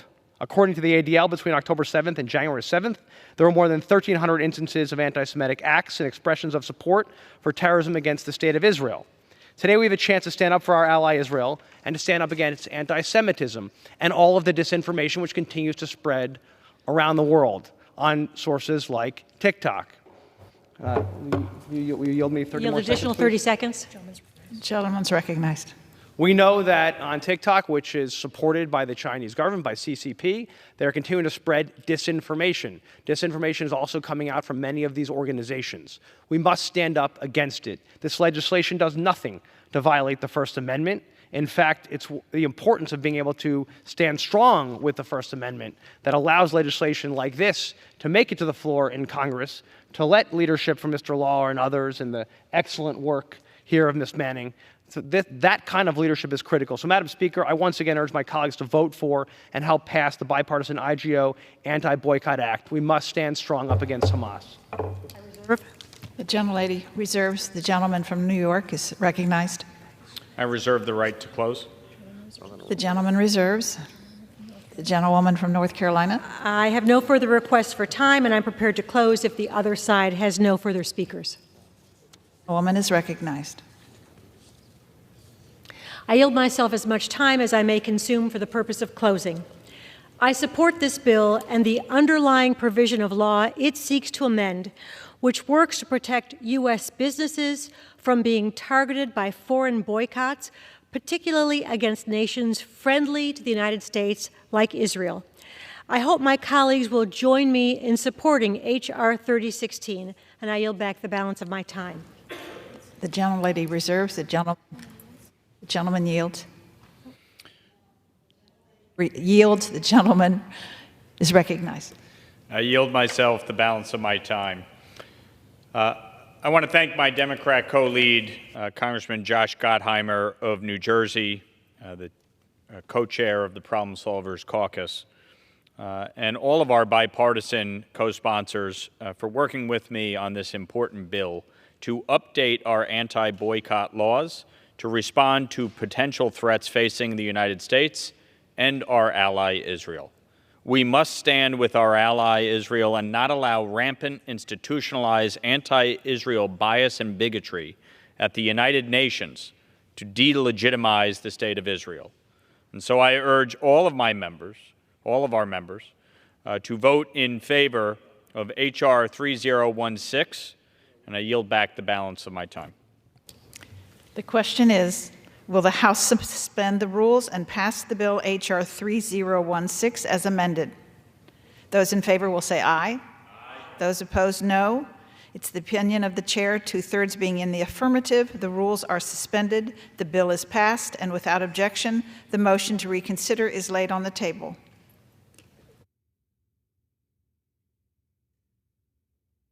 Does the gentleman from New York seek recognition? Madam Speaker, I move that the House suspend the rules and pass H.R. 3202 as amended. The clerk will report the title of the bill. H.R. 3202, a bill to prohibit any official action to recognize or normalize relations with any government of Syria that is led by Bashar al-Assad and for other purposes. Pursuant to the rule, the gentleman from New York, Mr. Lawler, and the gentlewoman from North Carolina, Ms. Manning, each will control 20 minutes. The chair recognizes the gentleman from New York.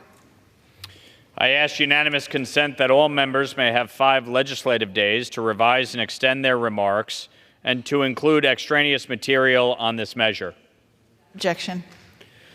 I also ask unanimous consent to introduce into the record an exchange of letters with the Judiciary Committee. Objection. Thank you. I yield myself such time as I may consume. The gentleman is recognized. Madam Speaker, I rise in strong support of H.R. 3202, the Assad Regime Anti-Normalization Act. I want to begin by thanking my colleague and friend, Joe Wilson, the chairman of the Foreign Affairs Committee on the Middle East, North Africa, and Central Asia Subcommittee.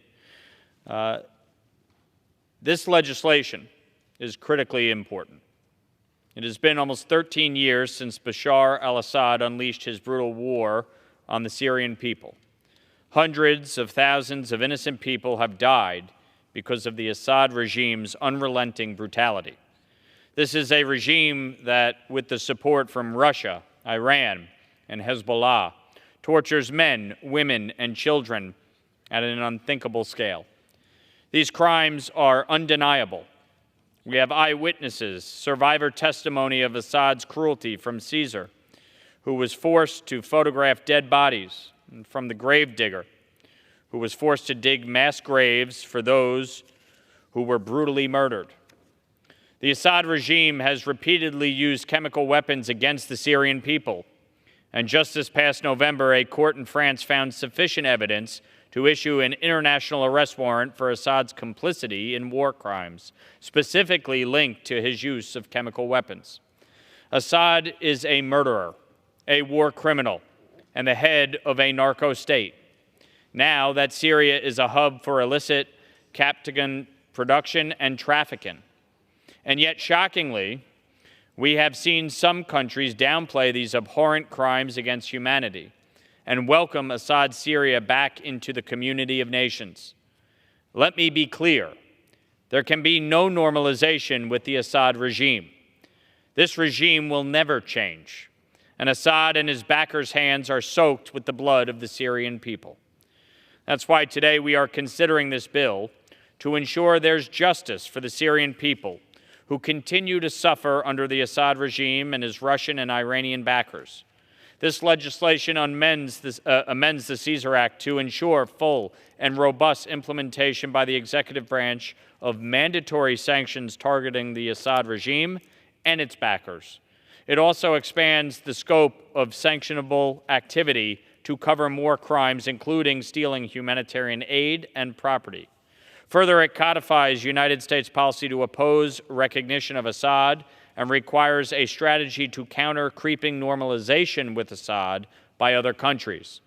This bill also increases transparency around the Assad regime's manipulation of the UN system and theft of UN aid meant for the Syrian people. And crucially, this bill reauthorizes the Caesar Act ahead of that foundational legislation's statutory expiration later this year. The Syrian people have suffered the brutality of this criminal regime and its backers for far too long. The world cannot simply excuse Assad or his backers' crimes because it is convenient. We've seen the consequences of this play out in Ukraine at devastating cost. We must hold the regime and its Russian and Iranian backers accountable, and that is exactly what this bill will do. I reserve the balance of my time. The gentlelady from North Carolina is recognized. Madam Speaker, I rise in support of H.R. 3202, Assad Regime Anti-Normalization Act of 2023, and I yield myself as much time as I may consume. I'm proud to support this bipartisan legislation introduced by my dear friend and the chairman of the Subcommittee on the Middle East, North Africa, and Central Asia, Representative Joe Wilson of South Carolina.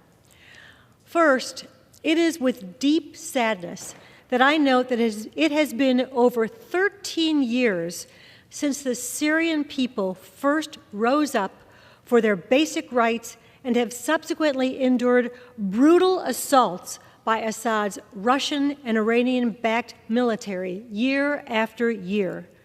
The Assad regime has unceasingly engaged in a campaign of violence against the Syrian people, committing what has amounted to countless war crimes and the most egregious violations of international humanitarian law. As we consider this bill today, it's critical we acknowledge that the war has resulted in the deaths of over 600,000 Syrians and more than 8 million displaced. The regime continues to regularly target hospitals, schools, and neighborhoods, and hundreds of thousands of Syrians face bleak prospects for the future. It is in this context we consider this bill, which responds to moves by some governments to look past these atrocities and readmit the Assad regime into international institutions. The Biden administration has opposed efforts to re-engage with the Assad regime and continues to highlight ongoing crimes against the Syrian people. I stand with the administration and those who believe Assad must be held accountable, and I'm glad that members of both parties have stood together to publicly condemn the welcoming of the Assad regime back into the Arab League. As we condemn such actions and stand with the Syrian people, I also support the Biden administration's efforts to provide the Syrian people with vital, life-saving humanitarian assistance to assist in the recovery from multiple earthquakes last year and Assad's continued military assaults.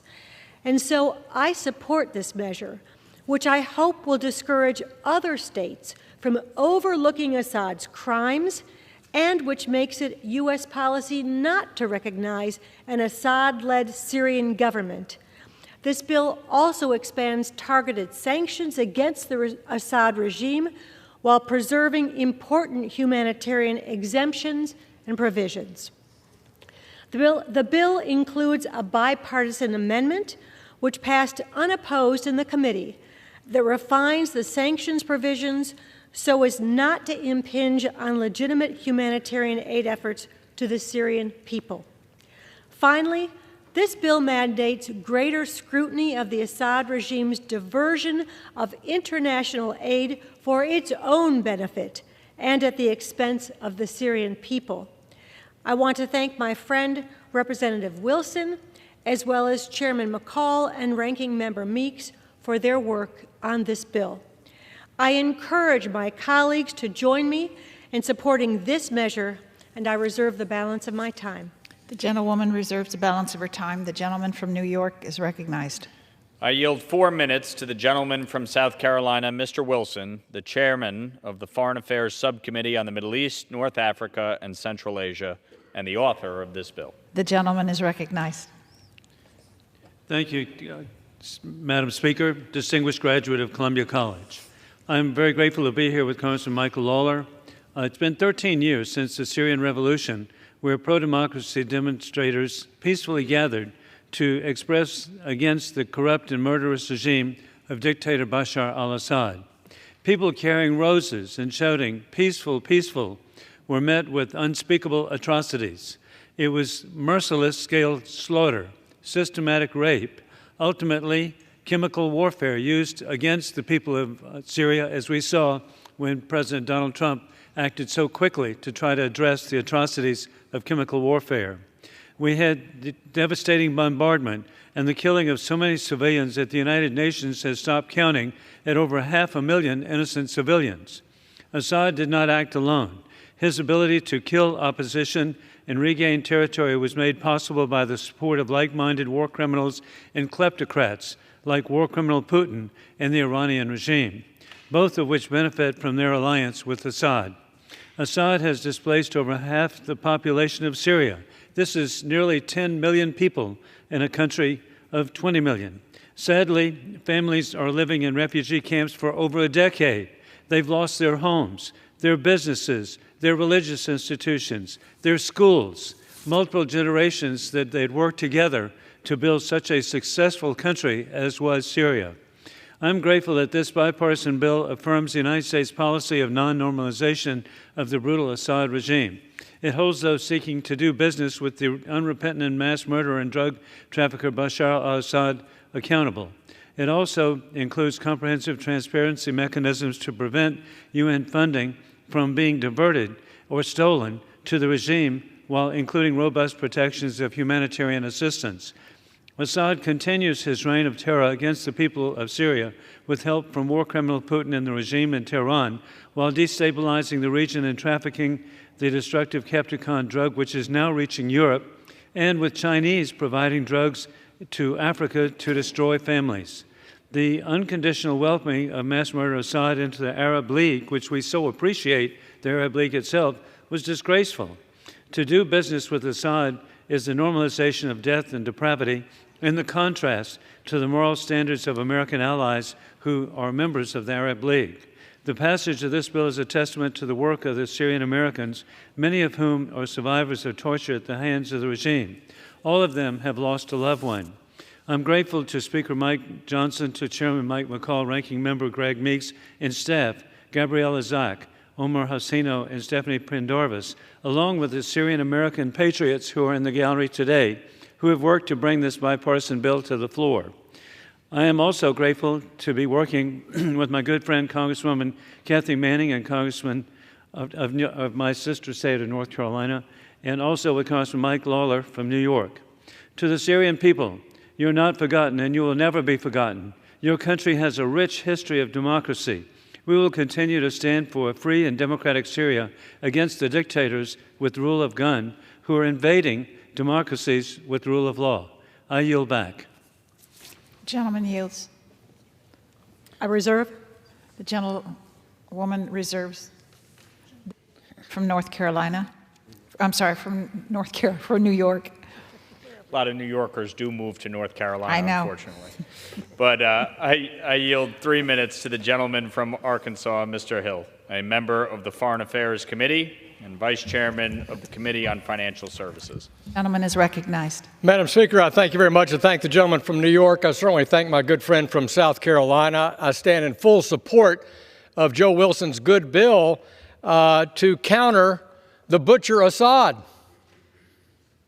You know, the gentleman from South Carolina and I spent a great deal in 2023 traveling the Middle Eastern region, talking to our partners in the Arab world, warning them of the consequences of readmitting Assad back into the Arab League. And while official U.S. policy does not support normalization with Assad, we have U.S. government officials like Brett McGurk, Assistant Secretary Barbara Leaf, watering down that position of U.S. policy, encouraging Arab countries to, quote, get what you can for normalization. What did we get? We got more war, Madam Speaker. The Arab countries said, let's cut out Captagon trade and drugs. Let's return refugees from Jordan and Turkey, Lebanon, back to Syria. Let's eliminate Iranian influence in Syria. Did we get those things, Madam Speaker? No. And that's why this bill to counter normalization is so important, because Syria, for the American people, is a giant aircraft carrier for terrorism. Israel being attacked from Syria, Iraq being attacked from Syria, Americans killed because of attacks from Syria. So I support Mr. Wilson's bill. I urge my colleagues to support it, and I yield back the balance of my time. The gentleman from New York reserves. I reserve. The gentlelady from North Carolina is recognized. I have no further requests for time. I'm prepared to close if the other side has no further speakers. The gentlewoman reserves. The gentleman from New York. I yield 2 minutes to the gentleman from West Virginia, Mr. Mooney. Gentleman is recognized. Thank you, Madam Speaker. 13 years ago, the Syrian people took to the streets, demanding basic rights, such as freedom of speech, freedom of democratic elections, things which many Americans frankly take for granted these days. They also demanded an end to the Assad dictatorship.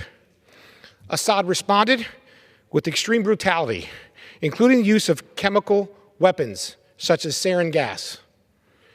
I'm honored to represent the proud and patriotic Syrian American community in West Virginia, and I rise today to support this bipartisan legislation, which will hold the Assad regime accountable for its crimes against the Syrian people. Unlike President Trump, President Biden has refused to enforce the congressionally mandated sanctions. For example, President Biden has allowed countries in the Middle East to normalize relations, such as waiving sanctions for countries in the region to make energy agreements with Syria. The Assad regime should not be allowed to normalize, and it should not be recognized by the United States. You know, Syrian Americans, like many immigrants, work hard. They come here and, you know, they defend their communities and they want peace and freedom around the world, things we all support. It is important for America to take leadership in this regard. My mother fled a communist country, Cuba, and that country to this day is still oppressed by the communist brutal dictator there who just will beat you up if they disagree with you. So this is a good time to stand in support of the people and freedom and stand up against the brutal Assad dictatorship. And with that, Madam Chairman, I yield back the balance of my time. New York reserves. I reserve the right to close. from North Carolina. No further requests for time. I'm prepared to close. You have no other speakers. The gentlewoman from North Carolina is recognized. I yield myself as much time as I may consume for the purpose of closing. We cannot overlook the Assad regime's atrocities against the Syrian people. Allowing the regime back into international organizations would do just that. I support the administration's work to hold the Assad regime accountable and believe this bill reinforces the administration's efforts by making it U.S. policy not to recognize an Assad-led Syrian government, discourages other nations from doing so, and expands targeted sanctions on the regime. I hope my colleagues will join me in supporting H.R. 3202, and I yield back the balance of my time. The gentlewoman yields. The woman is recognized. I yield myself such time as I may consume. I'd like to thank Joe Wilson of South Carolina, the chairman of the Middle East, North Africa, and Central Asia Subcommittee of the Foreign Affairs Committee, for his leadership on this bill. When the Assad regime's war against the Syrian people began, the American people saw daily images of the regime's cruel abuses.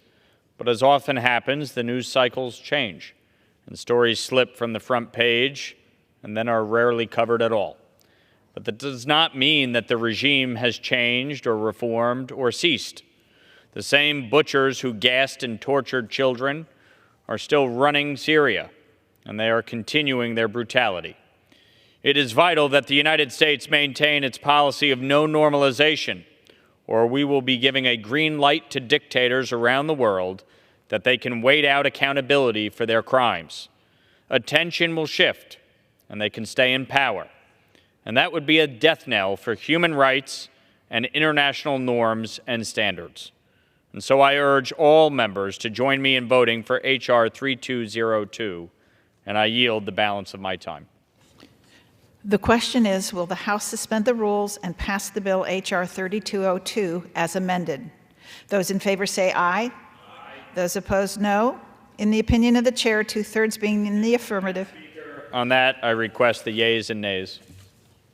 The yeas and nays are requested. All those in favor of taking this vote by the yeas and nays will rise and remain standing until counted. A sufficient number having risen, the yeas and nays are ordered. Pursuant to Clause 8 of Rule 20, further proceedings on this question will be owned. Pursuant to Clause 12A of Rule 1, the chair declares the House in recess subject to the call of the chair.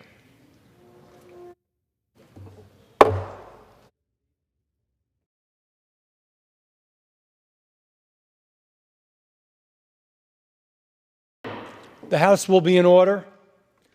For what purpose does the gentleman from the state of New Jersey, my friend, seek recognition? Thank you, Mr. Speaker. It's great to see you up there in the chair. Mr. Speaker, I move that the House suspend the rules and pass H.R. 5856 as amended. The clerk will report the title of the bill. H.R. 5856, a bill to reauthorize the Trafficking Victims Protection Act of 2000 and for other purposes. Pursuant to the rule, the gentleman from New Jersey, Mr. Smith, and the gentlewoman from North Carolina, Ms. Manning, each will control 20 minutes. The chair recognizes the gentleman from New Jersey. I thank the Speaker. I ask unanimous consent, Mr. Speaker, that all members may have 5 legislative days to revise and extend their remarks and to include extraneous material on this measure. Without objection. I ask unanimous consent to introduce into the record an exchange of letters with other committees of referral on this bill. Without objection. Thank you, Mr. Speaker. I yield myself such time as I may consume. The gentleman from New Jersey is recognized. Mr. Speaker, more than 20 years ago, the U.S. Congress approved and the President signed historic legislation that I authored, known as the Trafficking Victims Protection Act of 2000, a comprehensive whole-of-government initiative to combat sex and labor trafficking in the United States and around the world. The TVPA created a bold new domestic and international anti-human trafficking strategy and established numerous new programs to protect victims, prosecute traffickers, and to the extent possible, prevent human trafficking in the first place, what we call the 3 Ps. Though it's hard to believe now, the TVPA was met with a wall of skepticism and opposition. dismissed by many as a solution in search of a problem. For most people at that time, including some lawmakers, the term trafficking applied almost exclusively to drugs and weapons, not to human beings. Reports of vulnerable persons, especially women and children, being reduced to commodities for sale were often met with surprise, incredulity, or indifference. The bill was finally signed into law on October 28, 2000, and within a year after enactment, no one was arguing anymore that the Trafficking Victims Protection Act's integrated 3P strategy, prevention, protection for victims, and prosecution of the traffickers, was flawed, unworkable, unnecessary, or counterproductive. The TVPA included several sea-change criminal code reforms, including treating as a victim and not a perpetrator of a crime anyone exploited by a commercial sex act who had not attained the age of 18, and anyone older where there was an element of force, fraud, or coercion. The TVPA radically reformed the U.S. Criminal Code to authorize asset confiscation, as well as jail sentences of up to life imprisonment. Thousands of human traffickers have been prosecuted and jailed pursuant to the Trafficking Victims Protection Act, including, although he never came to trial, all charges brought against Jeffrey Epstein. According to the Bureau of Justice Statistics, the number of persons prosecuted for human trafficking more than doubled from 2011 to 2021, from 729 persons to 1,672 persons, respectively. Among its many provisions, the Act also created the President's Interagency Task Force to monitor and combat trafficking in persons, the U.S. State Department's Trafficking in Persons Office, the annual TIP report, and I encourage my colleagues to look at it and to read it, at least when they're traveling especially, or meeting with delegations from other countries. Read the TIP report. Find out where that country that you're going to visit or whose lawmakers or diplomats you're going to be meeting, where they stand in terms of what they're doing with regards to trafficking. It also calls for serious and sustained efforts to eliminate human trafficking. If they don't, and if they really have a horrific record, they get put on Tier 3 for egregious violator, and they're subject to sanctions. Over the years, I've authored 4 additional laws, including in 2003, 2005, 2016, that was the International Megan's Law, and in 2019, the Frederick Douglass Trafficking Victims Prevention and Protection Act. And we are reauthorizing that and the underlying TVPA today. Today, the House considers a 5-year reauthorization named after and in honor of the great abolitionist and civil rights leader, Frederick Douglass.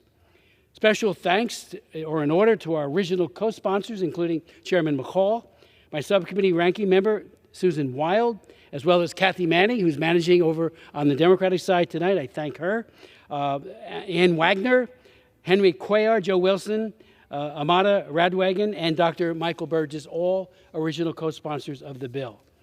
I thank you, and I say again, a special thank you to the extraordinarily talented staffers, including Mary Vigil, to my left, who did an amazing job on this. Janice Kaguyutan, never get it right. Thank you, Janice, for your work. Thank you to Mary Noonan, Doug Anderson, and survivors Bella Haluki and Robert Lung, who also provided tremendous insights.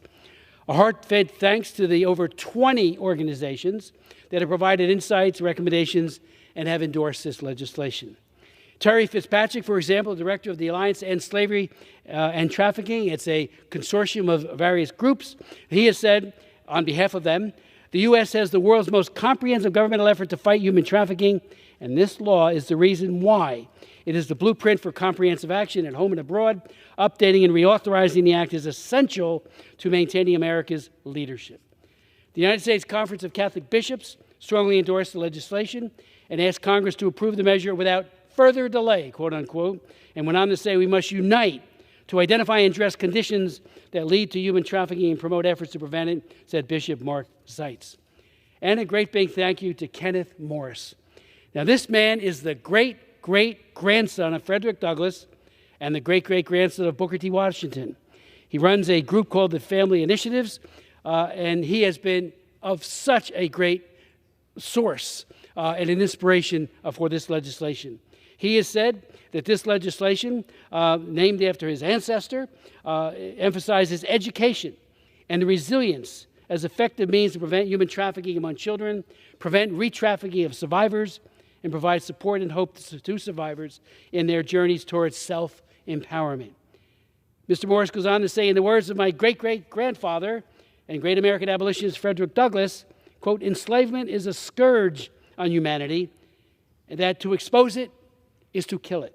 Slavery is one of the monsters of darkness to whom the light of truth is death. Expose slavery, he goes on to say, and it dies. This wisdom, he goes on to say, is in the form of human trafficking, which is modern-day slavery. Since 2008, he points out that they have helped and trained 60,000 adults and 500,000 children in the skills of keeping themselves safe from harm. This legislation has provisions in it to make our young people situationally aware from elementary and secondary school so that everyone knows what the traffickers do, how horrible their schemes are, their nefarious organizations, what they do with drugs and other ways of enticing young people, and next thing you know, they are trafficked and they're in modern-day slavery. Let me also point out that the bill seeks to promote, as I said, situational awareness. It also authorizes survivors' employment, housing, and education programs, authorizes a program for housing. You know, one of the things we find is that a woman or a man, but most are women, are liberated. Where do they go? They need help. And we do have programs in existence. This will redirect some of those funds to help them get a house, a home, so that they are less likely and less vulnerable to being re-trafficked. It makes scalable programs through training of the trainers in collaboration with Internet Crimes Against Children's Task Force. It encourages the use of prevention efforts to include accessible, age-appropriate, and trauma-informed approaches for USAID beneficiaries, and further incorporates counter-trafficking efforts across our development portfolio. We know for a fact that it is a problem in developing countries where sometimes even the peacekeepers engage. I had hearings and worked on, and there was just another one the other day that John James chaired about peacekeepers. The fact that sometimes they become the ones who engage in trafficking and abuse young people. It streamlines statutory language for Tier 2 watch lists, reauthorizes the state office to monitor and combat trafficking.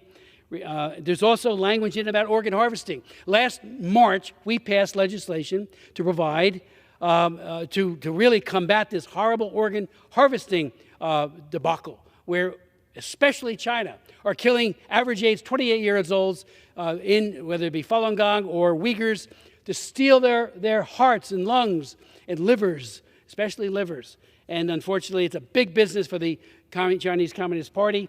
So we put language in this that will be part of the TIP report. It also reauthorizes the International Megan's Law. Now, what's that?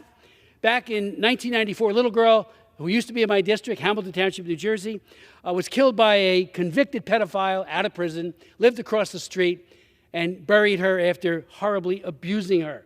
Well, every state, every one of our states has a Megan's Law, and they work really, really well. We found that many of the convicted pedophiles get a passport and travel, child sex tourism. So we wrote a law, I did it, and took 8 years to get passed. 3 times passed in the House. Senate wanted nothing to hear about it, but it finally got passed.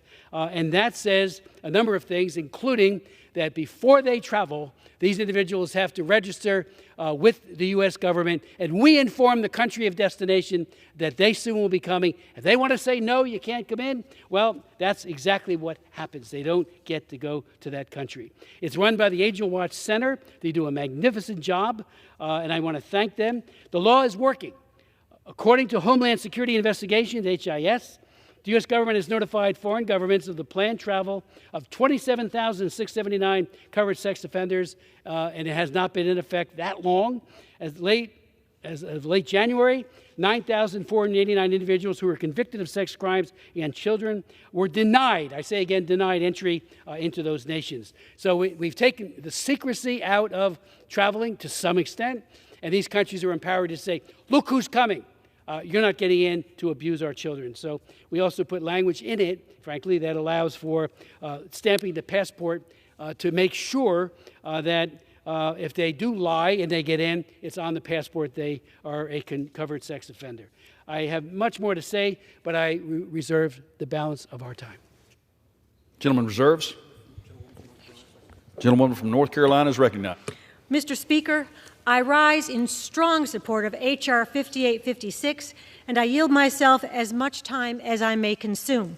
Gentlelady is recognized. I was proud to help introduce this bipartisan bill alongside my good friend and one of the colleagues with whom I've worked closest in Congress, Representative Chris Smith of New Jersey, as well as my dear friend Representative Susan Wild, to reauthorize the Trafficking Victims Protection Act of 2000. Congress has reauthorized this important bill several times in 2003, 2006, 2008, 2013, and most recently in 2019. This legislation serves as a reminder that Congress has long played and will continue to play a critical role in advancing U.S. interests and global efforts to combat and eliminate human trafficking. I want to thank Representative Smith for having authored the first modern U.S. anti-trafficking bill and its subsequent reauthorizations, and for his tireless work fighting to do the right thing to protect those who have been dehumanized by forced labor and sexual exploitation. We are deeply grateful for your leadership. We are also proud to partner with you not only in elevating this issue, but also in saving lives and protecting vulnerable people around the world, which is what this legislation has done. Today, we build on the successes and the lessons learned over the last decades. This bill is a 5-year reauthorization of important counter-trafficking programs, and it also modernizes vital prevention, protection, and prosecution tools to eradicate this billion-dollar criminal enterprise and save countless lives from this egregious violation of human rights. This bill saves lives, and it is a bipartisan cause. It's not about politics. This is about doing the right thing. It is about our common humanity. And it is about protecting those who have been subjected to unspeakable crimes. I am very proud to support it, and I reserve the balance of my time. Gentlelady from North Carolina reserves. Gentleman from New Jersey is recognized. Reserve the balance of our time. I'm ready to close when my friend and colleague. Reserves. And I do thank you for her comments tonight. I yield myself as much time as I may consume for the purpose of closing. Gentlelady is recognized. The Frederick Douglass Trafficking Victims Prevention and Protection Reauthorization Act builds on the decades of efforts to combat human trafficking, modernizing prevention, protection, and prosecution tools. This 5-year reauthorization of counter-trafficking programs will be critical for U.S. efforts around the globe to eliminate the human trafficking industry. I want to thank again my good friend, Representative Chris Smith, for his lifetime of work on this issue.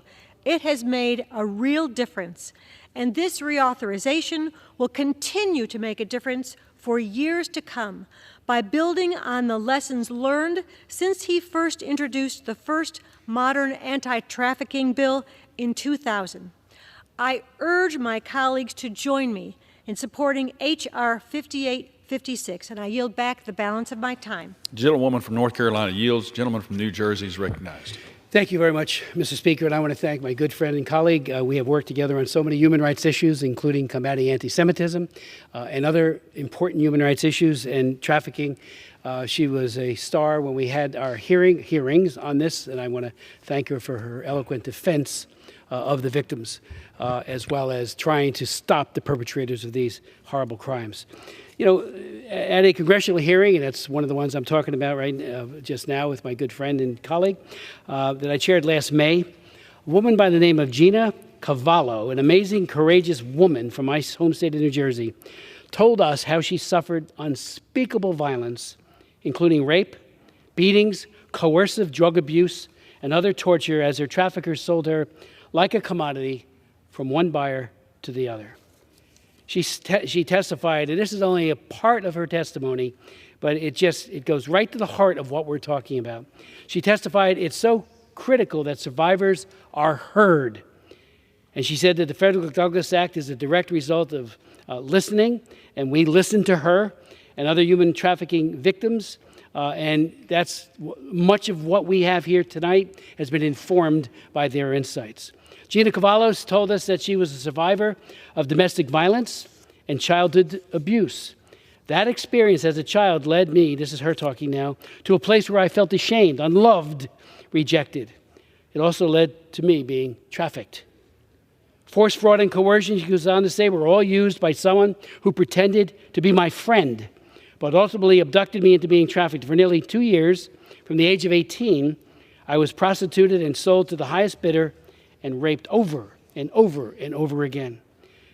She went on, my identity was taken, and I was given a new name. Sleep deprivation, threats of violence, pornography, drugs, and food were all used as punishment and reward, leading to my traffickers taking complete psychological control over me. Does this sound like anything that a young person dreams of for their future? Being stripped and robbed of your peace of mind and of your body, your humanity, your dignity, and your respect.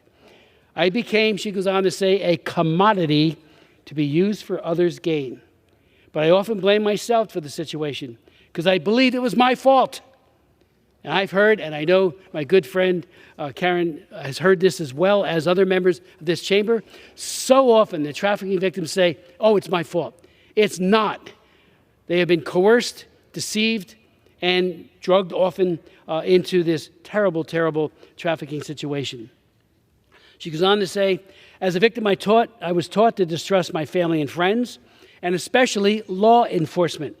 The more they isolated me, the more fear I felt, and the more control they gained, which is very intentional. It took decades for me to identify that I was a victim. I learned through counseling and by my continuous healing journey that what happened to me wasn't my fault. As a victim, I was left with a lifetime sentence, ruined relationship, addiction, hospital visits, suicide attempts, lack of jobs and education, and also left with shame and fear. In her testimony, Gina said, but what you especially can do as lawmakers is to ensure that every aspect of your work to end human trafficking that you put forward mandates widespread survivor-informed and trauma-informed training. She goes on, we need to create a safer country where people can come forward without stigma to reveal their experiences.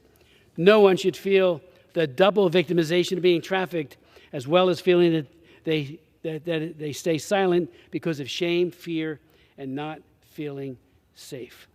Today, Gina is a brave survivor with an indomitable spirit.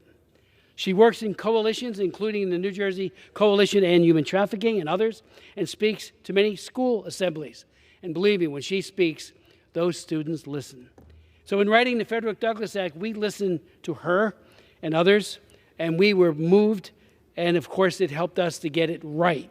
And again, that situational training that's at the core of this particular bill to make sure that our young people, I say to all my colleagues, there are curricula out there, and Frederick Douglass's foundation has curricula. Go to your schools, go to your police departments and say, please, will you take a look at this and have a day or two or more of training so that the young people, elementary and secondary age, and it also applies to college and higher education, that they know how to defend themselves. And if they see a friend at risk, to intervene quickly before the traffickers get them on drugs and hurt them severely. I see we're pretty much out of time before the end of this time period, so I do yield back the balance of our time, and I urge a yes vote on this legislation. The gentleman yields. The question is, will the House suspend the rules and pass the bill H.R. 5856 as amended? Those in favor say aye. Those opposed, no. In the opinion of the chair, the two-thirds being in the affirmative, this gentleman from New Jersey seek recognition. On that, I request the yeas and nays. Yeas and nays are requested. Those favoring a vote by the yeas and nays will rise. A sufficient number having risen, the yeas and nays are ordered. Members will record their votes by electronic device. Pursuant to Clause 9 of Rule 20, this 15-minute vote on the motion to suspend the rules and pass H.R. 5856 as amended will be followed by 5-minute votes on the motion to reconsider House Resolution 863 and adoption of House Resolution 863 if ordered. This will be a 15-minute vote.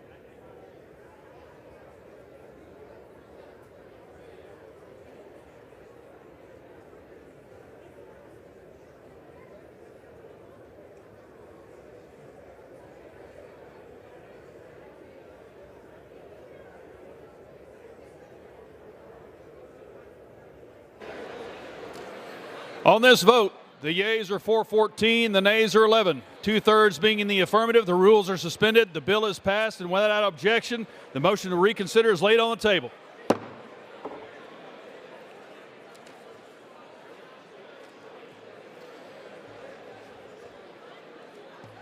Pursuant to Clause 8 of Rule 20, the unfinished business is the question on the motion to reconsider the vote on the question of adoption of HRes 863, on which the yeas and nays were ordered.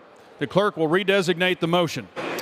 Motion to reconsider the vote on adoption of House Resolution 863, offered by Mr. Moore of Utah. The question is on the motion. Members will record their votes by electronic device. This is a 5-minute vote.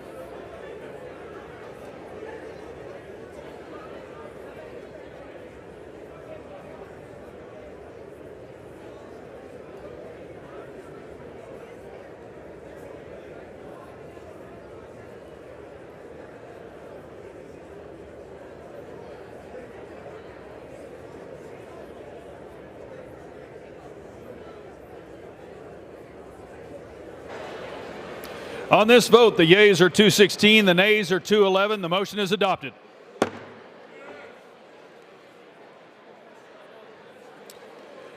The question is on adoption of the resolution. Those in favor say aye.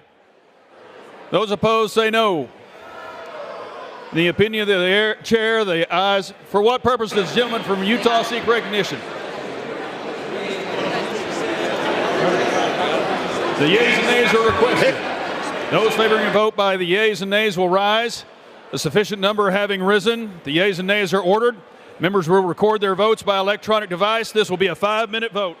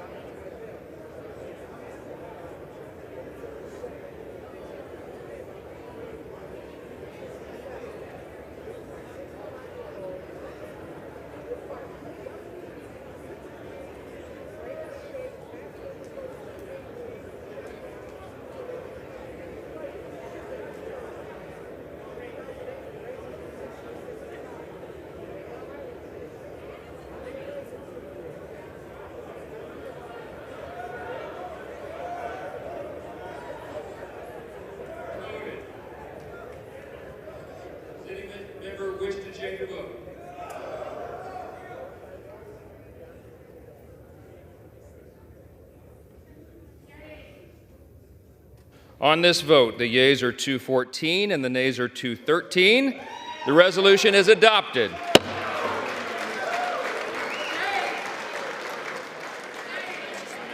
Pursuant to Section 2A of House Resolution 996, House Resolution 995 is hereby adopted.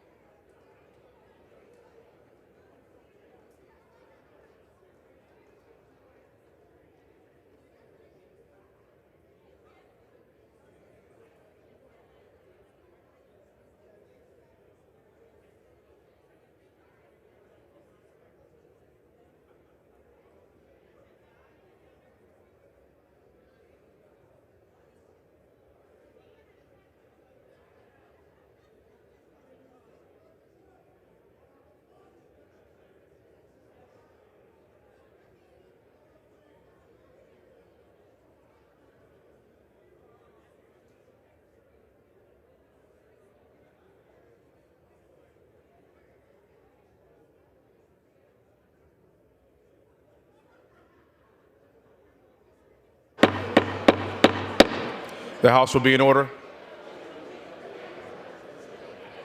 Will members please move their conversations outside? The House will be in order.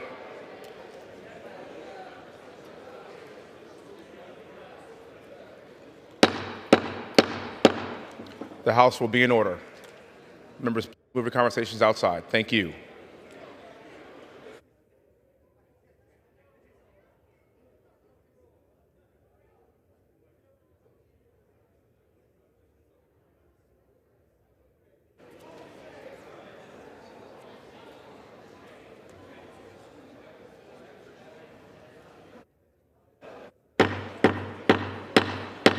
The House will be in order.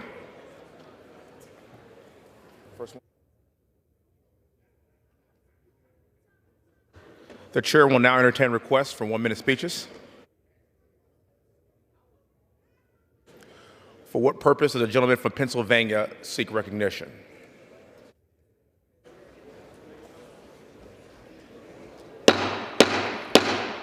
The House will be in order. Mr. Speaker, request unanimous consent to address the House for 1 minute and revise and extend my remarks. Without objection, the gentleman is recognized for 1 minute.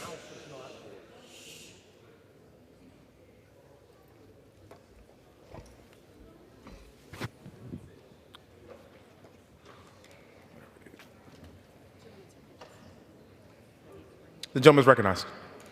Thank you, Mr. Speaker. Mr. Speaker, I rise today to remember the life of Rich Kelly of Centre County. Rich was a tireless advocate for emergency service in Centre County, and he never wavered on his dedication to helping others. Rich joined Mount Nittany Health System in 1991, working his way up to EMS manager, and is responsible for the significant development and growth of the department and EMS in the region. Over the years, he also served as Centre County Coroner, Executive Director of Bellefonte EMS, Assistant Manager of Centre Lifelink EMS, and was a flight paramedic for Geisinger Life Flight. He was active in the fire service, having served as a volunteer for the Undines, my own home department of Howard, and the Logan Fire Departments, where our paths cross, and I consider Rich and his wife, Teresa, dear friends, and his passing is a tragic loss. His contagious personality and cheerful sense of humor will be missed across Centre County for years to come. Scripture in 1 Thessalonians 4:13-18 instructs us with these words: Brothers and sisters, we do not want you to be uninformed about those who sleep in death, so that you do not grieve like the rest of mankind who have no hope. Rich Kelly lived his life dedicated to service and caring for others in a way that brought hope to so many. Let us find peace, having known Rich Kelly. Thank you, Mr. Speaker, and I yield back the balance of my time. For what purpose does the gentleman from New Jersey seek recognition? Ask unanimous consent to address the House for 1 minute, revise and extend my remarks. Without objection, recognized for 1 minute, sir.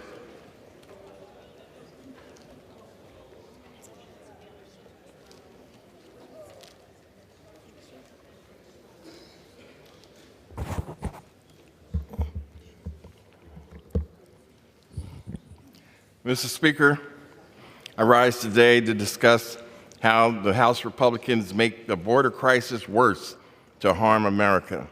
Last week, they failed in their political stunt to impeach Department of Homeland Security Secretary Alejandro Mayorkas. There was no reason at all to do this in the first place. Then they failed to pass an appropriations bill because they did not include border security funding. But let's be honest, Republicans are not interested in border security. Their master, Donald Trump, told them to do nothing so he could use it as an election ploy. So they are allowing more undocumented immigrants to enter this country, and they're allowing dangerous fentanyl and other drugs to threaten the lives of Americans. They do it so this can be the kiss the feet of their boss and fearless leader. And they are robbing resources and funding from hardworking Americans to do it. It is an example of cowardice that has no equal in America. And with that, Mr. Speaker, I yield back. For what purpose does the gentleman from Tennessee seek recognition? Thank you, Mr. Speaker. I seek unanimous consent to address the House for 1 minute to revise and extend my remarks. Without objection, recognized for 1 minute. Thank you, Mr. Speaker. I rise to honor a true American hero who gave his life while keeping my community safe. On Thursday, February 8, a violent criminal opened fire during a traffic stop. He put Blount County Deputy Shelby Eggers in the hospital and killed Deputy Greg McCowan, who was 43 years old. McCowan was known for being a loving man and a brave officer. His family was the light of his life, Mr. Speaker, and he loved them dearly. His fellow deputies knew that they could count on Deputy McCowan when he was serving alongside them. One of his colleagues described him as one of those guys you always wanted on your side. In 2021, he received the Sheriff's Office Life-Saving Award for rescuing a man from a burning vehicle. And I want to give my sincere condolences and prayers of healing to Greg's parents, Dallas, Elizabeth, and Jeff, his fiancée Leah, his children Kaylee and Caden, Leah's children, Kaven and Jacob, his granddaughter Ella, his sister Charity, and everyone else who knew and loved him. I also want to thank a very good friend of mine, Blount County Sheriff Jimbo Barong, for his leadership through this tragedy. He's a good friend of mine, and I know he has been working so hard to take care of his department and deal with this incredible loss. Earlier today, they caught the murderer, and it was due to East Tennessee's law enforcement tireless work to bring him to justice. We can never forget exactly how much our law enforcement sacrificed to keep us safe every day, Mr. Speaker. My prayer is that this never happens to any of y'all's communities. Thank you, and I yield the remainder of my time. Thank you. For what purpose does the gentlewoman from Michigan seek recognition? Mr. Speaker, I ask for unanimous consent to address the House for 1 minute and to revise and extend my remarks. Without objection, recognized for 1 minute. Thank you, Mr. Speaker. Today, we mark the first anniversary of the shooting at Michigan State University that took the lives of Ariel Anderson, Brian Frazier, and Alexandria Verner, and physically injured 5 others. I spent today's anniversary on campus in East Lansing, where I saw firsthand how the pain and trauma of that terrible day continues to reverberate throughout the Spartan community. I was heartened to see so many people turn their emotions into action through the day of service at the Hanna Community Center at the International Center.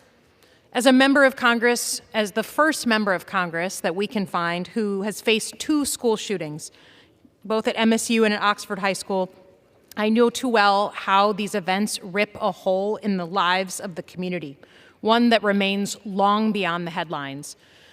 A place that's burned into my brain is the place I spent the night that evening a year ago, the East Lansing Police Department, in the hours-long manhunt that went on. It seemed fitting to go back today to thank them, the fire department, the first responders. We have responded in Michigan.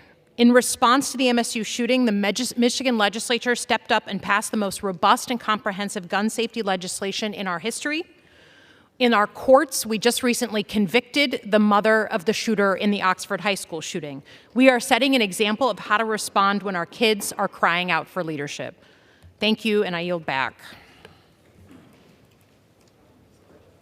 For what purpose does the gentleman from Georgia seek recognition? For 1 minute to revise and extend my remarks. Without objection, you're recognized for 1 minute, sir.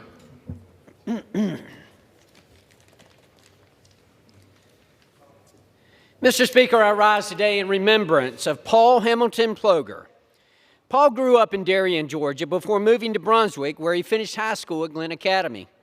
Following graduation in 1960, he was commissioned as an ensign in the United States Navy, and he was stationed in many different states across the country. After serving in the Navy, Paul, his wife Carol, and his children moved to South Carolina, where he worked as an engineer and systems analyst for Allied Chemical in Irmo. In 1975, Paul moved back to Georgia, where he worked for the American National Bank in Brunswick, and then began his association with Southeastern Bank in Darien in 1983 until his retirement in 2005. Paul was a devoted member of the Coastal Georgia Historical Society and the Brunswick Kiwanis Club, where he participated in projects to better the lives of children in the community. He also volunteered his time as a mentor for middle school students. Paul will be missed by all, and I send my condolences to his family. Thank you, Mr. Speaker, and I yield back. For what purpose does the gentlewoman from Ohio seek recognition? Without objection, recognized for 1 minute, ma'am. Mr. Speaker, why does our country have a budget deficit? Answer: because America over the last 3 decades has been offshoring jobs and our productive wealth. The people of Ohio and the industrial Midwest overwhelmingly oppose ill-conceived foreign trade deals that have harmed millions of them. The harm began in 1993 when NAFTA was enacted. It deepened in 1994 when we joined the World Trade Organization, and the bottom dropped out in 2000 when the U.S. helped China get WTO benefits without trade reciprocity. Math tells the rest. Our trade deficit with the world racked up to $15 trillion since 1994 as our real wealth drained out. American manufacturing plunged by 1/3 from 370,000 facilities in 1992 to 250,000 in 2017, and from 1993 to 2024, we lost 5.6 million manufacturing jobs. NAFTA, moreover, hurt our neighbors as much. It stimulated massive undocumented immigration from Mexico and Latin America, and the pact pitted millions of unsubsidized Mexican white corn farmers against subsidized U.S. corn.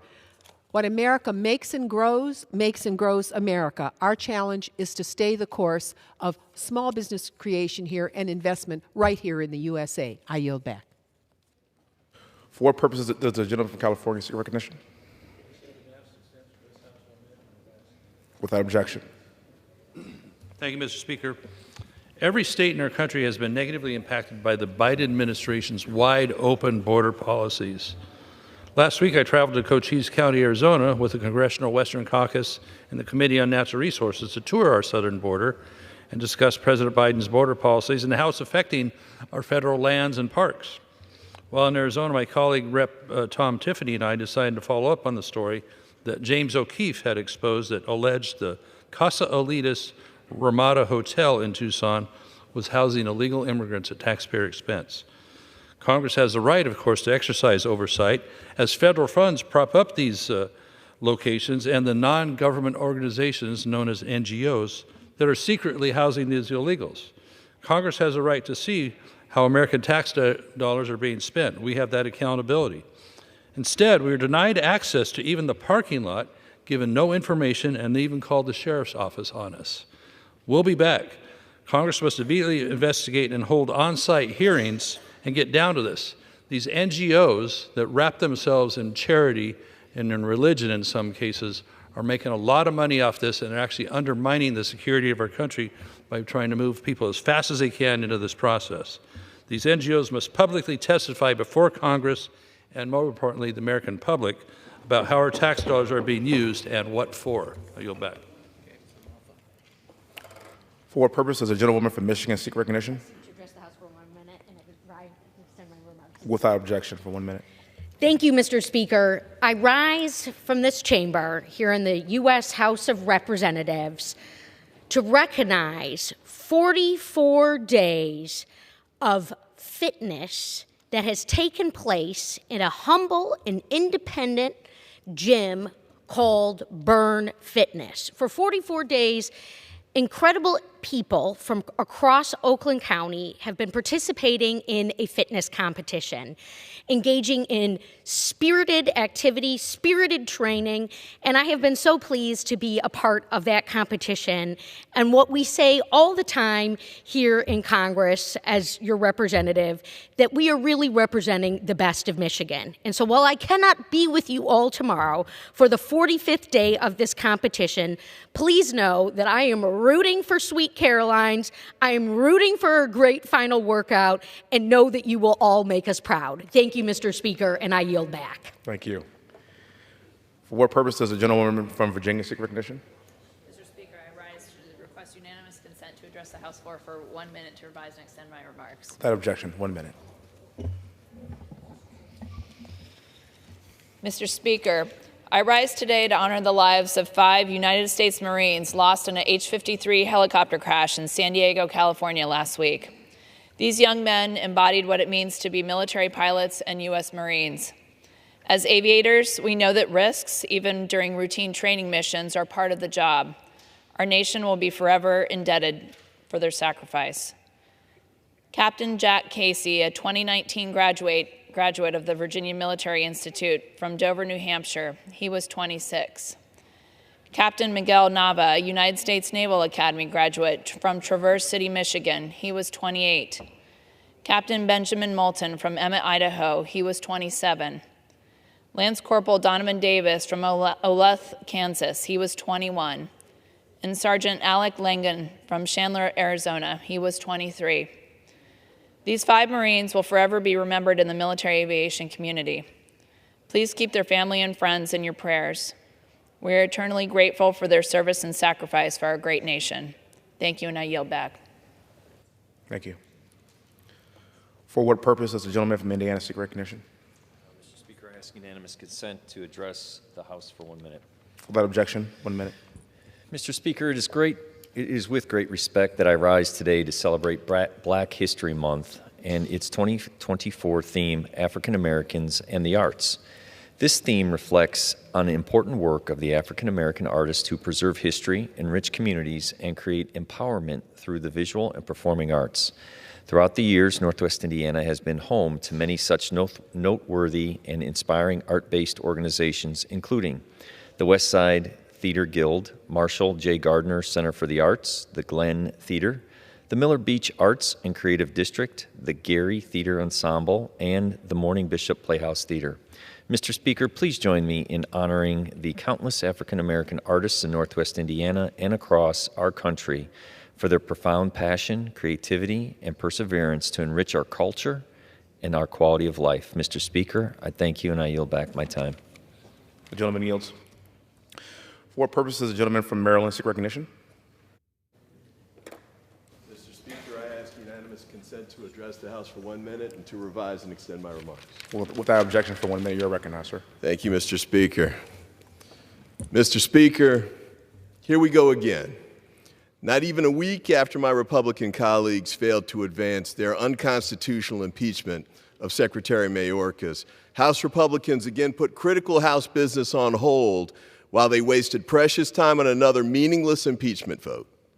Mr. Speaker, the list of things this House majority has ignored is long and only getting longer. House Republicans have failed to pass the key bills needed to avoid a government shutdown on March. Congress still needs to reauthorize the FAA bill to improve air travel and safety. We need to reauthorize FISA to bolster our national security. House Republicans need to provide critical military aid to our allies in Ukraine and Israel. And the civilians in Gaza and Ukraine need life-saving humanitarian aid as soon as possible. House Republicans can't pass or haven't passed any of these critical bills. I'm calling on my House Republican colleagues to get serious and to let us get back to doing the work the American people need us to get done. Thank you, and I yield back. For what purpose does the gentleman from California seek recognition?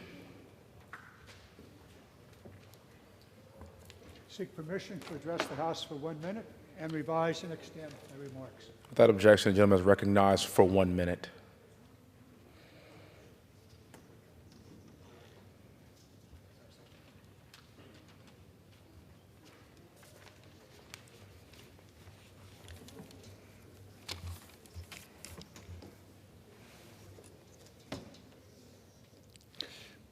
Thank you, Mr. Speaker.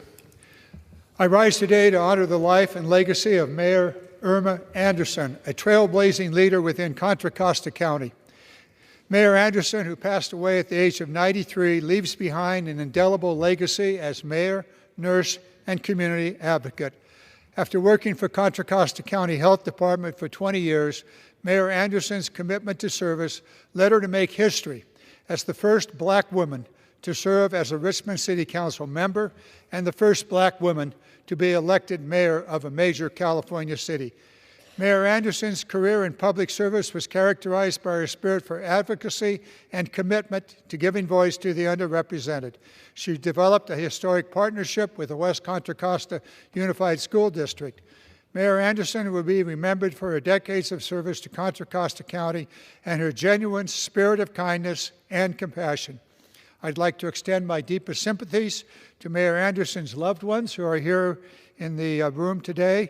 I know they and the people of Contra Costa County will join us in celebrating her life and legacy. With that, I yield back. The gentleman yields. For what purpose does the gentlewoman from Texas seek recognition? Ask unanimous consent to address the House for 1 minute. Without objection, ma'am. First, Mr. Speaker, let me pay tribute to the Congressional Black Caucus and the managers tonight for honoring Black History Month, of which I will look forward to participating in the month of February to honor the great history and excellence of African Americans. But at this time, I want to call upon Speaker Johnson to do his work. There is a $60 billion bill that will help us fund the desperate people of Ukraine and Gaza and Israel and Taiwan and be able to help the Palestinian families. It is ready, having been voted on in the early hours of this morning from the Senate. Let the House do its job, do its will. Let us vote. 300 of us will vote to push that legislation forward. But yet tonight, we did a foolish thing, and that is to pass an impeachment of a very qualified and effective Secretary of Homeland Security. Do your job, Mr. Secretary. Do not be impacted, Secretary Mayorkas, by this false attempt to diminish you. Help us as we work toward making the border safe, and that's the way we do it, by doing our job and passing also the funding bill that has been put forward. I ask my colleagues, let's do our job. I yield back. The gentleman yields. For what purpose does the gentleman from North Carolina seek recognition? Without objection, you're recognized for 1 minute, sir.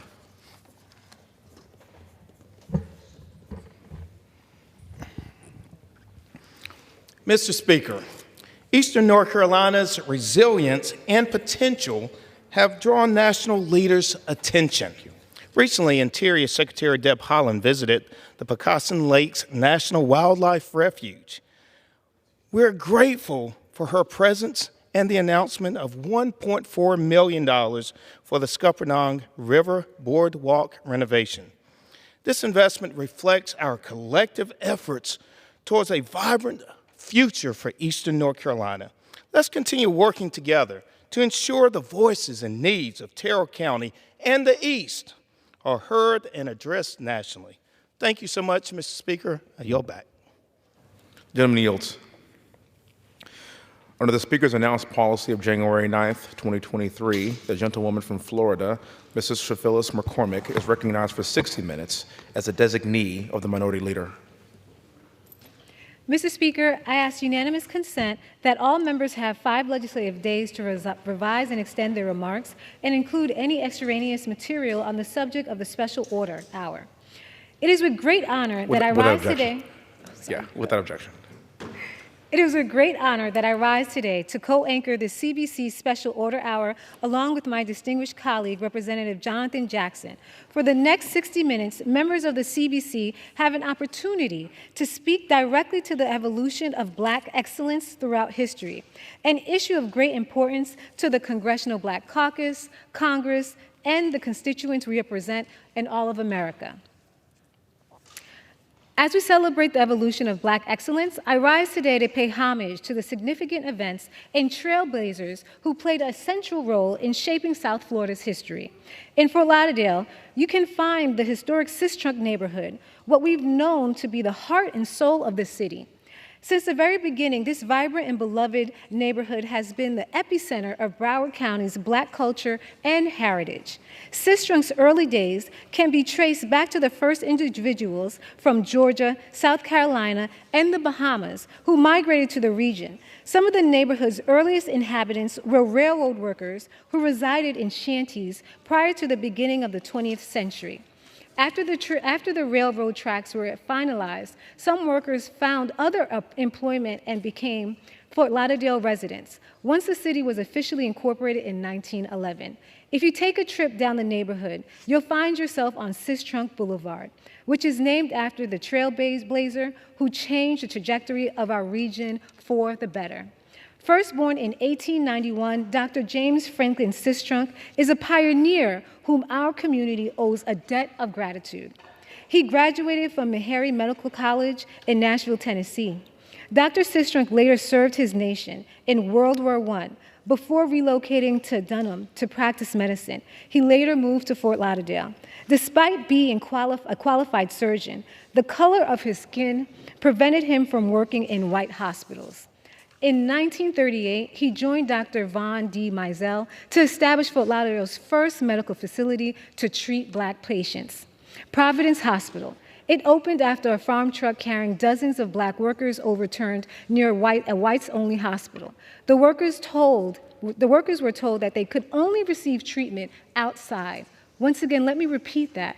The Black workers could only receive treatment outside. During his 44 years of practice, Dr. Sistrunk delivered over 5,000 babies. Throughout Broward, Dr. Sistrunk would attend to patients in their homes and assist those who were financially strained.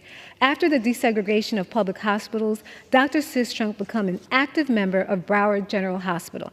This summer, I visited the Holy Cross Healthcare Center, located at the YMCA Mizell Community Center. It sits on historic land where Providence Hospital once stood, and is building on its legacy in providing accessible health care.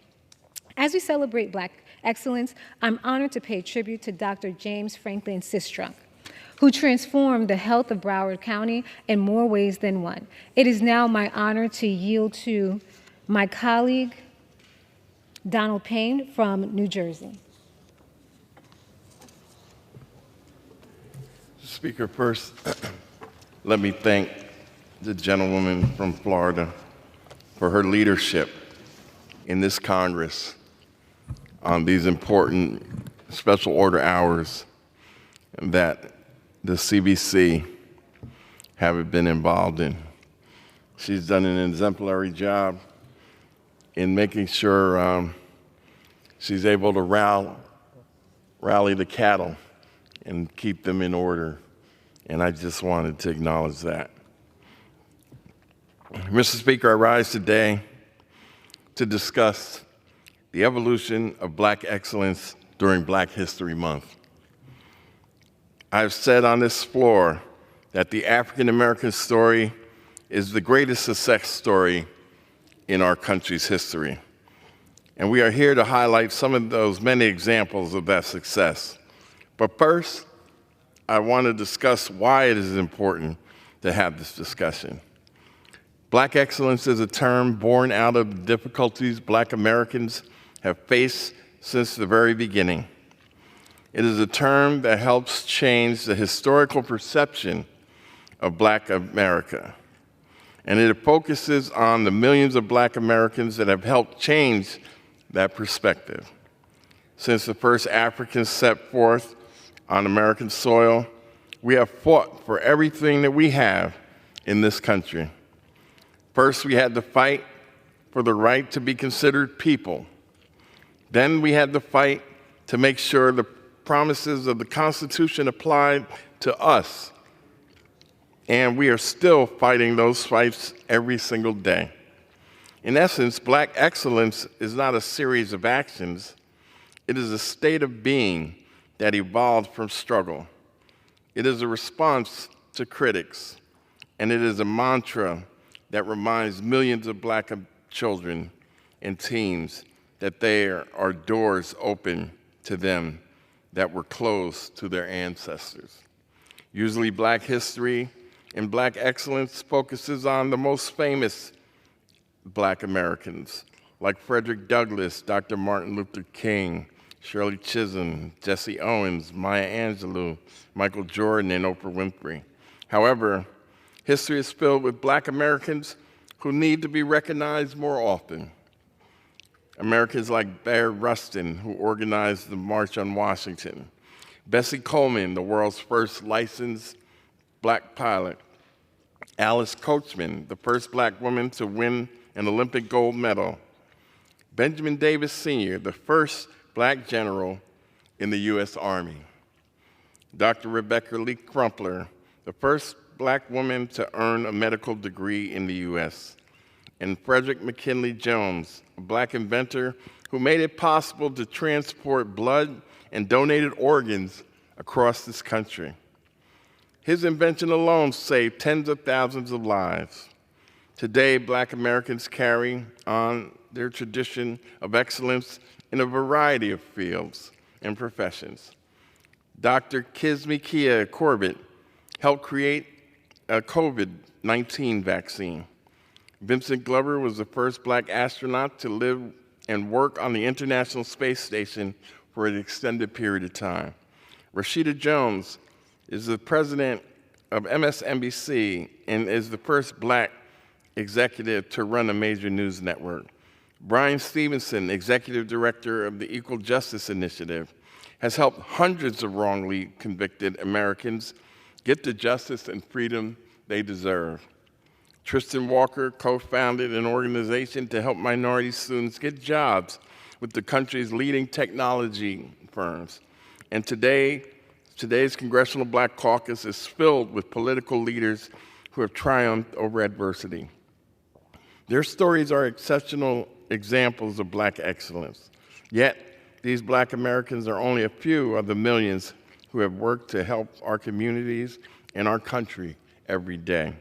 And their work inspires African American school children everywhere to find their own means to achieve Black excellence. And with that, Mr. Speaker, I yield back. I'd like to thank the Honorable Donald Payne, and now I'd like to recognize our next speaker, Honorable Lucy McBath from Georgia. Well, thank you. First, I'd like to say thank you so much to Representative Shifless McCormick. Thank you so much for diligently holding the Congressional Black Caucus Special Order Hour, and don't know what we would do without you. So thank you. Mr. Speaker, I am proud to participate in this evening's Special Order Hour celebrating the evolution of Black excellence throughout history.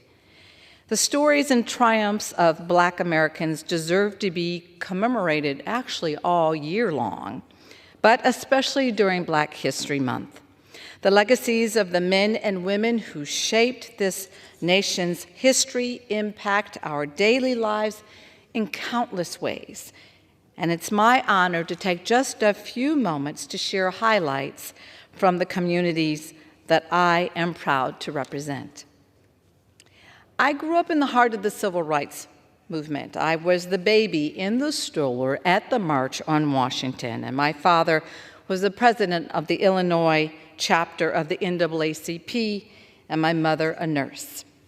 My parents' teachings and example made such a strong impression on me, even as a little girl.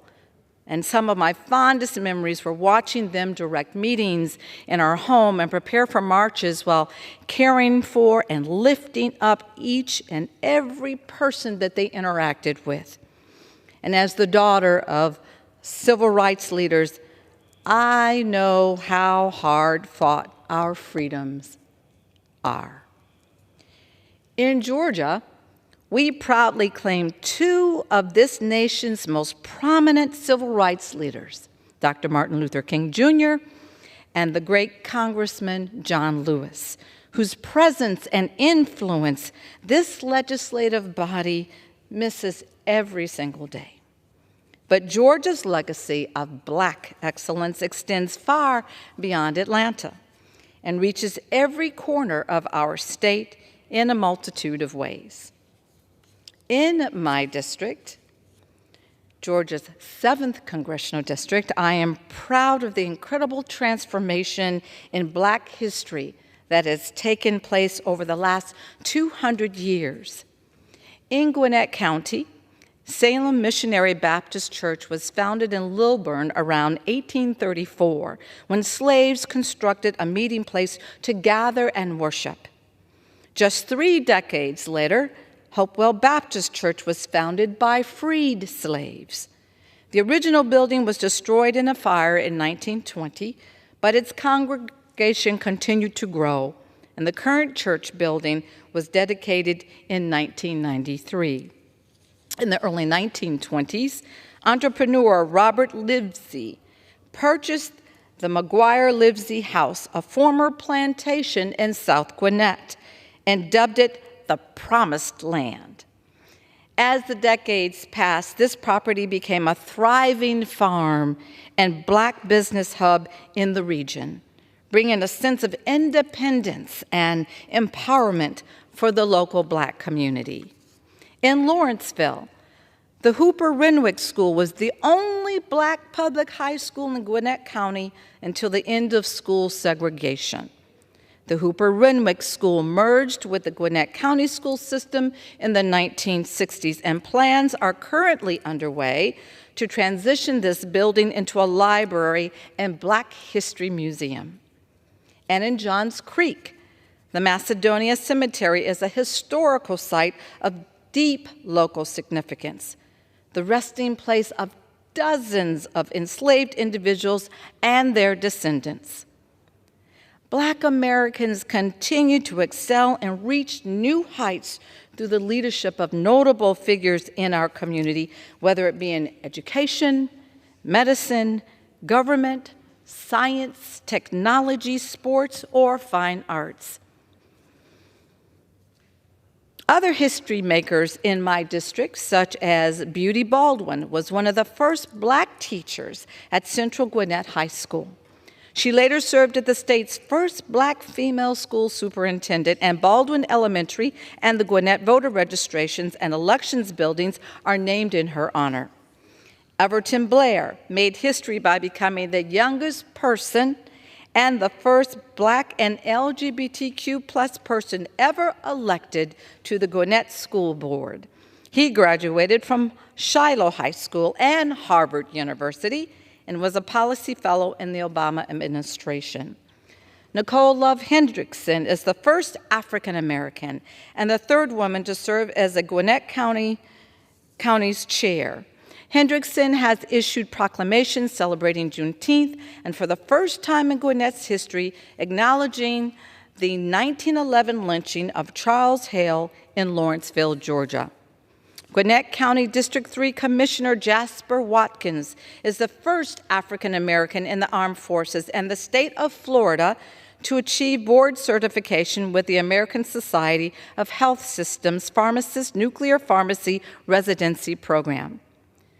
This region's athletes and entertainers include Alvin Kamara, a Norcross native and running back for the New Orleans Saints, George Rogers, a Duluth native and Heisman Trophy winner, and Ezra Charles, a Lawrenceville native who is widely regarded as the greatest light heavyweight boxer of all time. Migos, an American hip-hop trio composed of rappers Quavo, Offset, and Takeoff, were founded out of Lawrenceville in 2008. And I have been privileged to work with Quavo in my work to end gun violence following the tragic death of Takeoff in 2023.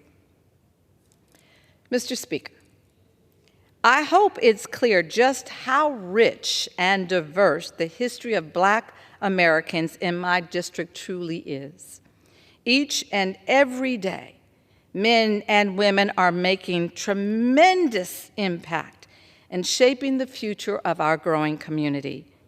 And as their Congresswoman, I am committed to doing my part to protect the rights that have been brought us thus far, and advancing the progress that Black Americans continue to make every single day in America. And I will march on until victory is won. And I yield back. Thank you so much, Honorable Lucy McBath, for your remarks. I would now like to recognize Congressman Glenn Ivey from Maryland.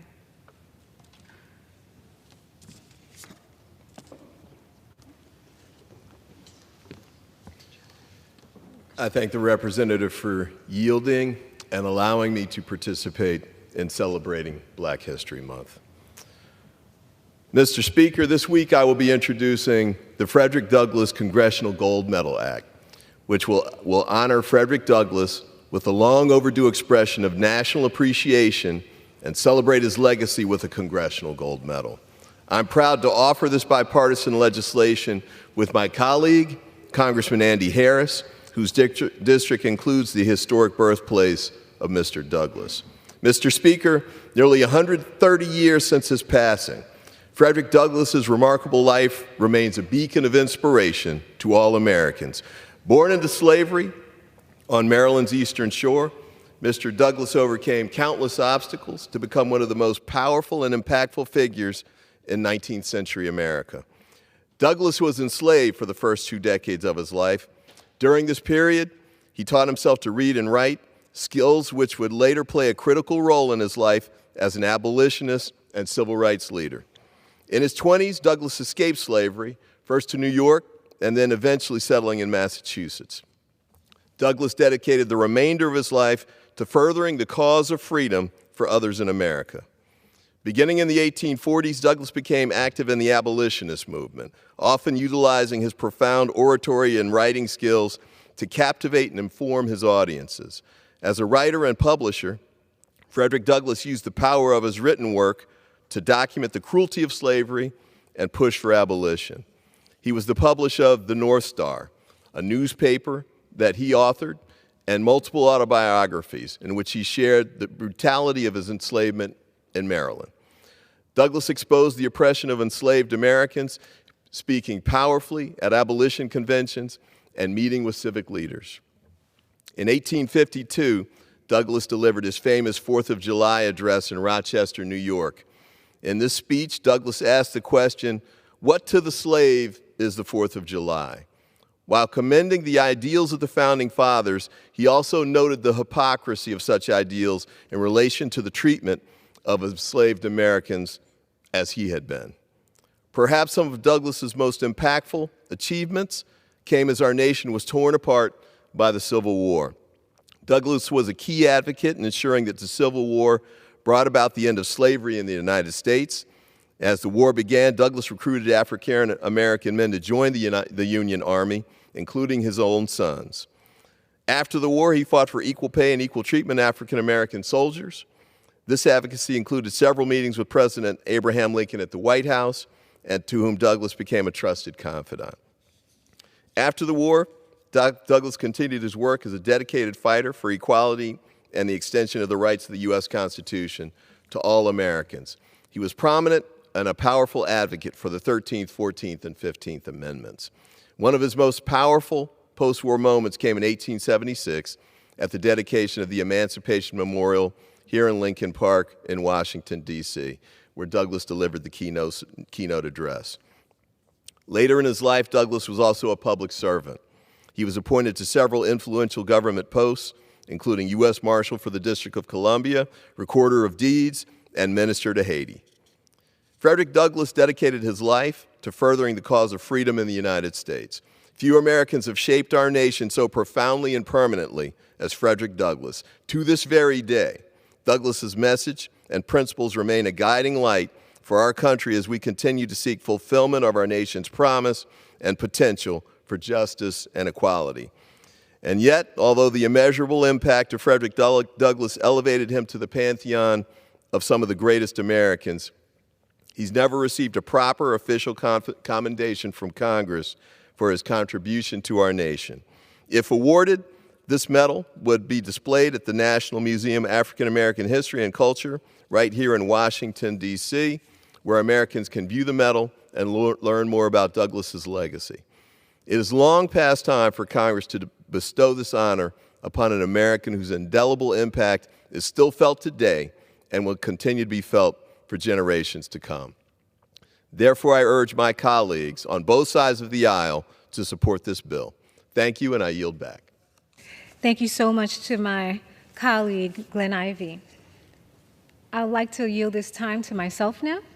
As we celebrate Black history, I rise today to recognize the cornerstone of Black achievement in America, historically Black colleges and universities known as HBCUs. As a proud alumni of Howard University, proud wife of a Howard Law graduate, and proud mother of a Howard University student, I speak from personal experience when I say that HBCUs have the transformative power to shape the leaders of tomorrow. HBCUs have a long and illustrious history of deeply intertwining with the struggle of civil rights and the fight for equality. From their inception during the era of segregation to the present day, these institutions have remained safe havens for where Black scholars, in spite of their systemic barriers, can flourish intellectually, academically, and culturally. My own journey to Congress, firmly rooted in the halls of Howard University, is a statement to the power of an HBCU education. It was at Howard University that I received not only a world-class education, but also absorbed the values of community, service, and social justice. It was at Howard University that I witnessed how education can be a catalyst for change and help others realize the American dream. HBCUs have generated half of the Black lawyers, 40% of Black engineers, 80% of Black judges, and 70% of Black doctors nationwide. They graduated 27% of Black Americans with bachelor's degrees in STEM subjects, putting them at the forefront of innovation. These figures demonstrate the undeniable impact of HBCUs in nurturing talent, fostering academic excellence, and empowering Black students to realize their fullest potentials. However, HBCUs are significant for reasons far beyond academics. They are a focal point for the preservation of culture, where the rich legacy and history of the Black community are honored. HBCUs serve as a catalyst for economic empowerment, providing disenfranchised groups with upward mobility. As we reflect on the importance of HBCUs, let us not forget the ongoing challenges they face, despite their contributions. HBCUs grapple with inadequate funding and crumbling infrastructures. It is incumbent upon us all, as advocates for equality and stewards of education, to ensure that HBCUs receive the support they need to continue shaping future leaders. I am grateful that the Biden-Harris administration has invested over $7 billion in HBCUs, unlocking opportunities for millions of Americans. HBCUs represent the very best of Black excellence. We can all draw inspiration from unwavering resilience that underpins these institutions. Their steadfast commitment to equality and greatness inspire us all to tear down barriers and build a future where everyone may openly follow their ambition regardless of their color of their skin. In closing, Mr. Speaker, you have heard from my distinguished colleagues about the evolution of Black excellence throughout history as issues of great importance to the Congressional Black Caucus, our constituents, Congress, and all Americans tonight. With that, Mr. Speaker, I yield back. Does the gentlewoman have a motion?